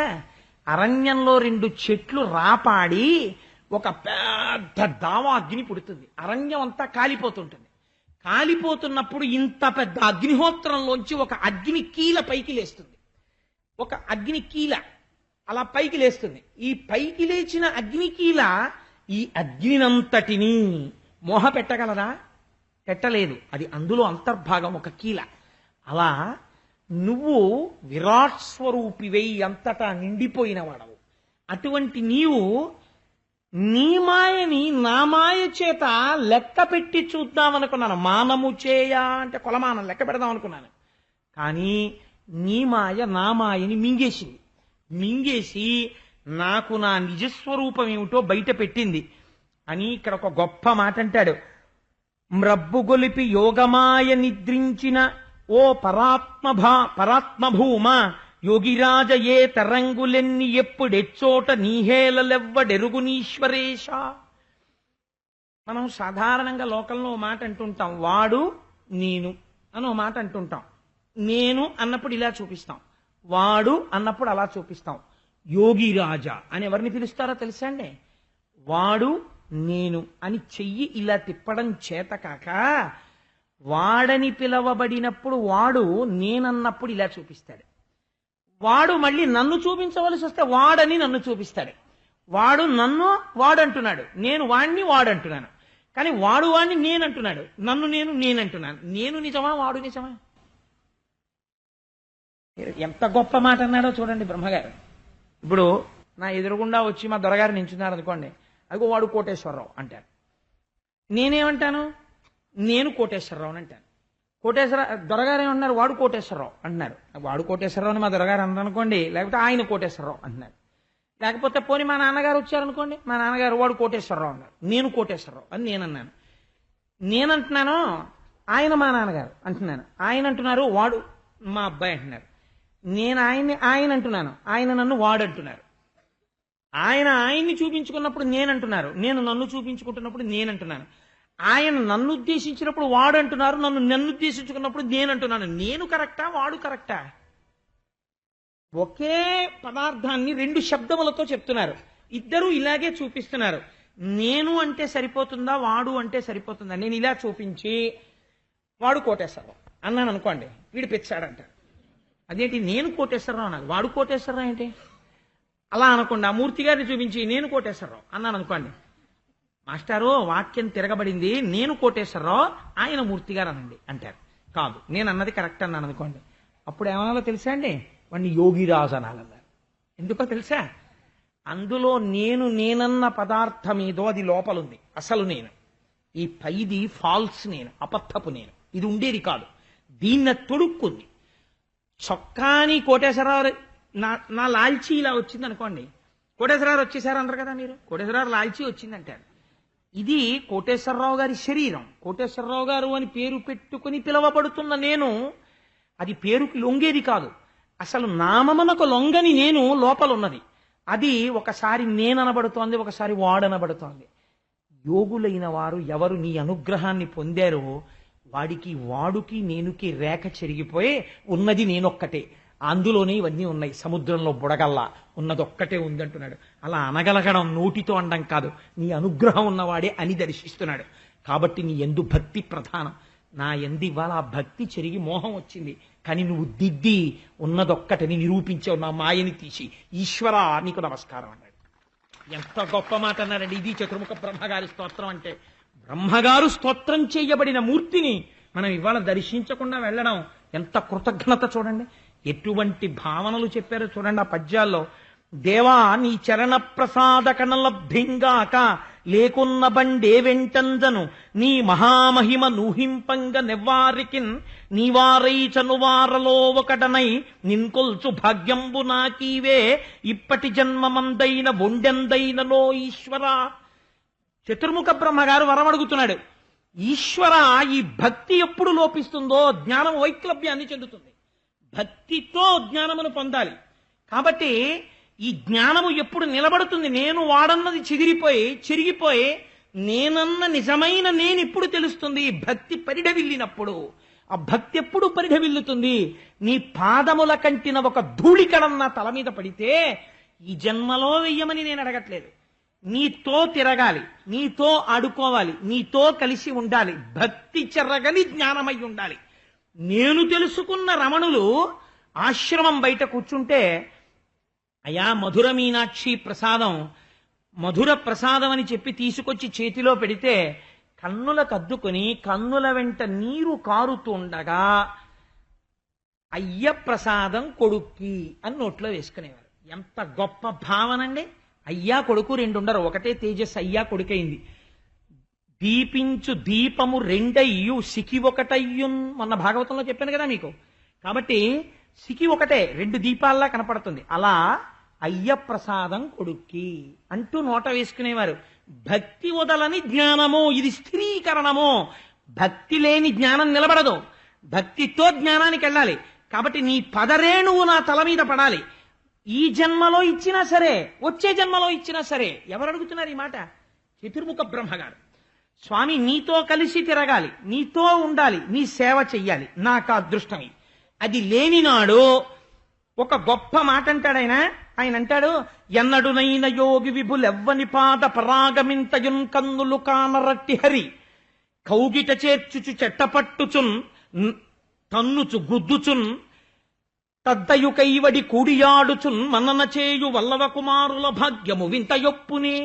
స్వామి ఏం ఆశ్చర్యమయ్యా, ఎందుకయ్యా దిక్కుమాలిన బ్రహ్మ పదవి?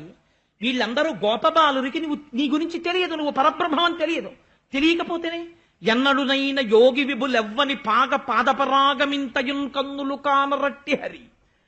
భగవంతుని యొక్క పాదములకు అంటుకున్న ఇంత ధూళి కణమును చూడలేకపోయినటువంటి యోగులున్నారు కోట్ల జన్మలు తపస్సు చేసి. అటువంటి నిన్ను కౌగిలించుకుంటున్నారు. తన్నుచు గుద్దుచున్, నిన్ను తంతున్నారు, నిన్ను గుద్దుతున్నారు, నీ మీద పడుతున్నారు, నిన్ను కౌగిలించుకుంటున్నారు. నువ్వు పడుకుంటే ఒళ్ళో తల పెట్టుకుంటున్నారు, నీ కాళ్ళు ఒత్తుతున్నారు. నువ్వు నిలబడితే కృష్ణ నెప్పెట్టిందా నేను ఎత్తుకుంటాను దాన్ని, నిన్ను ఎత్తుకు తీసుకుపోతున్నారు. నిన్ను భుజాల మీద కూర్చోబెట్టుకుంటున్నారు, నీ మీద పడిపోతున్నారు. ఏం అదృష్టం కృష్ణ ఇది? కౌగిట చేర్చుచున్ తన్నుచు గుద్దుచున్ నగచు తద్దయు కైవడి కూడియాడుచున్ మనన చేయు వల్లవ కుమారుల భాగ్యము వింత యొప్పునే. వీళ్ళ భాగ్యమే భాగ్యం కృష్ణ. ఈ భాగ్యం ముందు నా చతుర్ముఖ బ్రహ్మ పదవి దిగదుడుపు. ఎందుకు పనికొస్తుంది ఈ పదవి? ఏలా బ్రహ్మపదంబు వేదములకున్ వీక్షింపగారాని నిన్నీ లోకంబున ఈ వనాంతరమునంది మందలో కృష్ణయం చాలాపాది సమస్త భావములు నీయందే నిక్షేపించు ఈ వ్రేలం దొక్కని పాదరేణువులపై వేష్టించినం చాలదే. బ్రహ్మగారు వరం అడుగుతున్నాడు. ఈశ్వర, నాకు ఇంకేం అక్కర్లేదు, నాకేం కావాలో తెలుసా? ఎలా బ్రహ్మపదంబు, నాకు ఎందుకు దిక్కుమాలిన బ్రహ్మ పదవి? వేదములకు వీక్షింపగారాని నిన్నీ లోకంబున, బ్రహ్మాండములన్నీ నిండి నిబిడీకృతమైపోయినటువంటి నువ్వు ఈ లోకంలో ఇవాళ రాశీభూతమై తిరుగుతున్నావు. ఈ వనాంతరమునందు, ఈ అరణ్యంలో, ఈ వనాంతరమునంది మందలో, ఈ ఆవుల మధ్యలో తిరుగుతుంటే కృష్ణయం చాలాపాది సమస్త భావములు నీయందే నిక్షేపించు. ఆడుకుంటే కృష్ణ, కొంగొస్తే కృష్ణ, దూడొస్తే కృష్ణ, వెలగ చెట్టు కనపడితే కృష్ణ, ఆవు కనపడితే కృష్ణ, అన్నం తింటే కృష్ణ, కూర్చుంటే కృష్ణ, లేస్తే కృష్ణ, ఆడుకుంటే కృష్ణ, పడుకుంటే కృష్ణ. నీతో కలిసి ఆడుకుని పొంగిపోయినటువంటి వీళ్ళున్నారే, ఈ గోపబాలుర పాదములకు అంటుకున్నటువంటి ధూళికణాన్ని తీసి నా శిరస్సు మీద వేసుకునేటటువంటి అదృష్టాన్ని నాకు కటాక్షించు. నాకు ఆ బ్రహ్మపద వద్దు, తీసేయి. వాళ్ళనొక్కసారి పిలు. నీ పాదములు కాదు, నీతో తిరిగిన ఈ పిల్లల పాదాలకంటుకున్న ఒక్క ధూళికణం నా 4 కిరీటాల మీద వేసుకుని, ఆ ధూళికణం, ఆ పిల్లల కాళ్లకున్నటువంటి ధూళికణాల్ని నా 4 కిరీటాల మీద వేసుకుంటాను. నాకు ఆ అవకాశం ఇచ్చి నాకు ఈ బ్రహ్మపదవి తీసేయి, నాకు అక్కర్లేదు ఈ బ్రహ్మపదం అన్నాడు. ఈ స్తోత్రం చేసి అహోభాగ్యం అహోభాగ్యం నందగోప వ్రజౌకసాం యన్మిత్రం పరమానందం పూర్ణం బ్రహ్మ సనాతనం అంటాడు వ్యాసుడు మూలంలో. ఏమి కృష్ణం, రాశీభూతమైన పరబ్రహ్మం.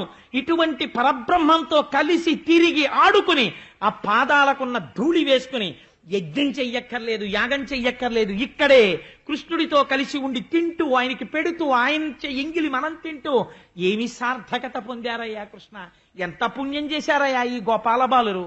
మనం చేయలా? అక్కడే కృష్ణుడితో ఉంటూ ఆడుకుంటూ ఆయన గురించే చెప్పుకుంటూ ఆయన ప్రసాదమే నోట్లో వేసుకుంటూ మాట్లాడుకుంటూ ఓ చేతకాని వాడు చెప్తున్నాడని లేకుండా పరమభక్తితో వింటుంటే బ్రహ్మగారు ఎందుకు పొంగిపోడు? మహానుభావుడు కృష్ణ పరమాత్మ ఎందుకు పరవశించిపోరు మీ భక్తికి? అంతటి మహోత్కృష్టమైనటువంటి లీలని పరమాత్మ చేస్తే సుఖబ్రహ్మ అన్నారు పరీక్షిత్తుకు చెప్తూ, ఎవరు ఈ బ్రహ్మగారు చేసినటువంటి స్తుతి వింటున్నారో వాళ్ళని మాయ విడిచిపెడుతుంది అంచమునందు. చిట్ట చివర మాయ విడిచి అంతటా కృష్ణుడు కనపడుతుండగా ఏ భయం లేకుండా హాయిగా సంతోషంతో చూస్తూ తేలికగా ప్రాణములు ఉగ్గడింపబడి చక్కగా పరబ్రహ్మంలో కలిసిపోతారు. ఇహమునందు వాళ్ళ కోరుకున్న కోరికలు తీరుతాయి. 1 సంవత్సరం పాటు అసలు గోపబాలురు లేరు, వాళ్ళ బదులు కృష్ణుడు సృష్టించిన వాళ్ళు ఉన్నారు. ఇప్పుడు బ్రహ్మగారు స్తోత్రం చేసి ఆ పిల్లల్ని, ఆవుల్ని, దూడల్ని ఇచ్చాడు. తాను ఉపసంహారం చేశాడు తన రూపాల్ని. ఇప్పుడు అదే అన్నం తింటూ మళ్ళీ ఆ గోపబాలుర దగ్గరికి వెళ్ళాడు. ఎక్కడ అంతర్ధానం చేశారో అక్కడే కనపడ్డారు. వాళ్ళందరూ మళ్ళీ ఆ ముద్దలు తింటూ కృష్ణ కనపడ్డాయా దూడలన్నారు. ఓగో వచ్చేస్తున్నాయి రా అన్నాడు. వెనకాతలే వచ్చేసాయి. వీళ్ళకి తెలియదు, ఏడాది అయిపోయింది, మనం లేవు, బ్రహ్మగారు దాచాడు, మనం స్పృహ తప్పిపోయి ఉన్నాం, వాళ్ళకేమీ తెలియదు, తెలియనక్కర్లేదు, కృష్ణుడు రక్షించాడు. ఇప్పుడు ఈ పిల్లలందరూ తిరిగి వెళ్ళిపోతున్నారు. వెళ్ళిపోతుంటే పొద్దున్న చంపిన కొండ చిలవ సాయంకాలానికి ఎండి ఏరింపులైపోయి ఓ డొల్లడొక్కోటి కనపడింది. ఒకడన్నాడు, ఇదేమిట్రా ఇలా ఎండిపోయింది అన్నాడు. కృష్ణుడు తలుచుకుంటే ఎందుకు అవుదరా అన్నాడు. ఇది విశ్వాసం. వాళ్ళు అందులో హేతువు చూడలేదు, ఏమైంది చూడలేదు. ఈ కృష్ణుడు ఆవులుగా, దూడలుగా, గోపబాలురుగా ఉండగా ఈ లీల చెప్పలేదు. ఏడాది తర్వాత ఈ పిల్లలు ఇంటికెడుతూ అమ్మా అమ్మా ఇవాళ పొద్దున్న ఏమైందో తెలుసా, పెద్ద కొండ చిలవ వస్తే కృష్ణుడు చంపాడే అన్నారు. కౌమారమునందు జరిగిన లీల పౌగండమునందు చెప్పబడినది. ఏడాది పాటు కృష్ణుడే అన్ని అయి ఉన్నాడు. కాలమునకు 365 రోజులు ఒక హద్దుగా చెప్తారు. యత్ సంవత్సరోవా అపామాయతనం వేద ఆయతనవాన్ భవతి అని. కాబట్టి కాలమునందు సృష్టింపబడిన సమస్తము ఈశ్వరుడై ఉన్నాడు.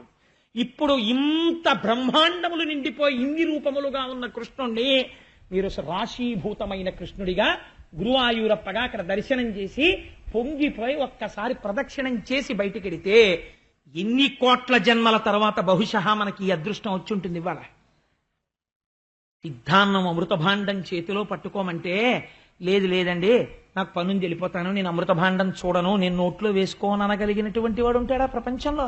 ఉండడు. నేనైతే ఓ మాట నాకు రుక్మిణీ కళ్యాణం మీద అంత నమ్మకం. ఎందుకో తెలుసా అండి, ఆనందంతో నాకు ఇంత మంచి భర్త, ఇంత మంచి పిల్లలు ఆనాడు కాకినాడ అయ్యప్ప స్వామి గుళ్ళో రుక్మిణీ కళ్యాణం చేయించారు.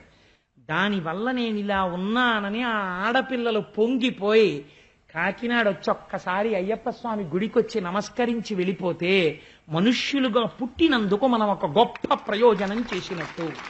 కాబట్టి ఆ రోజున మీ పని పిల్లలు యుక్త వయస్సులో ఉంటే మీ కుమార్తెలుగా భావించి వాళ్ళకి తలస్నానం చేయించి ఒక మంచి బట్ట కట్టి ఒక ఉతికి ఆరేసిన బట్ట కట్టి వాళ్ళని కూడా తీసుకురండి. అందున భాగవతాంతర్గతంగా రుక్మిణీ కళ్యాణం రావడం అంటే అది అదృష్టం. ఆడవాళ్ళందరికీ శుభలేఖలు ఇస్తారు. రుక్మిణీ కళ్యాణం శుభలేఖలు ఇచ్చి బొట్టు పెట్టి మిమ్మల్ని పిలుస్తారు కళ్యాణానికి రమ్మని. మీరందరూ కుటుంబాలతో రావచ్చు. ఆ శుభలేఖ వేసేటటువంటి అదృష్టం ఒకరికి అనుగ్రహింపబడింది. వాళ్ళ శుభలేఖ వేస్తారు. ఎన్ని కోట్ల జన్మల అదృష్టం వాళ్ళ శుభలేఖ వేస్తారు. రుక్మిణీ కళ్యాణం చూసి వింటే చాలు. ఆడపిల్లలందరికీ రుక్మిణీ కళ్యాణం పద్యాలు అద్భుతమైన కార్డ్బోర్డు మీద రుక్మిణీదేవి కృష్ణుడి మెడలో దండ వేస్తున్నటువంటి కవర్ పేజ్తో బహూకరింపబడతాయి ఆ రోజున. రుక్మిణీ కళ్యాణం అవగానే కన్యపిల్లలందరితోటి ఇదే వేదిక మించి రుక్మిణీ కళ్యాణ లేఖ ఆ పద్యాలు చదవడం నేర్పిస్తాం. అందరూ కలిసి చదువుతారు. రుక్మిణీ కళ్యాణ ఘట్టంలో చదివి ఇంటికెళ్ళి చదువుకున్నందుకు ఆడపిల్లలందరూ ఐదోతనంతో పసుపు కుంకాలతో బిడ్డా పాపలతో మంచి భర్తతో వాళ్ళు సంతోషంగా ఉంటే మన జీవితాలకు ఒక సార్థకత. దాని కొరకని అటువంటి మహాయజ్ఞం తలపెట్టబడింది. కాబట్టి దానికి మిమ్మల్ని అందరినీ సహకరించవలసినదిగా ప్రార్థన చేస్తూ ఒక్కసారి మనం స్వామి నామం చెప్పుకొని మంగళం చెప్పుకుందాం.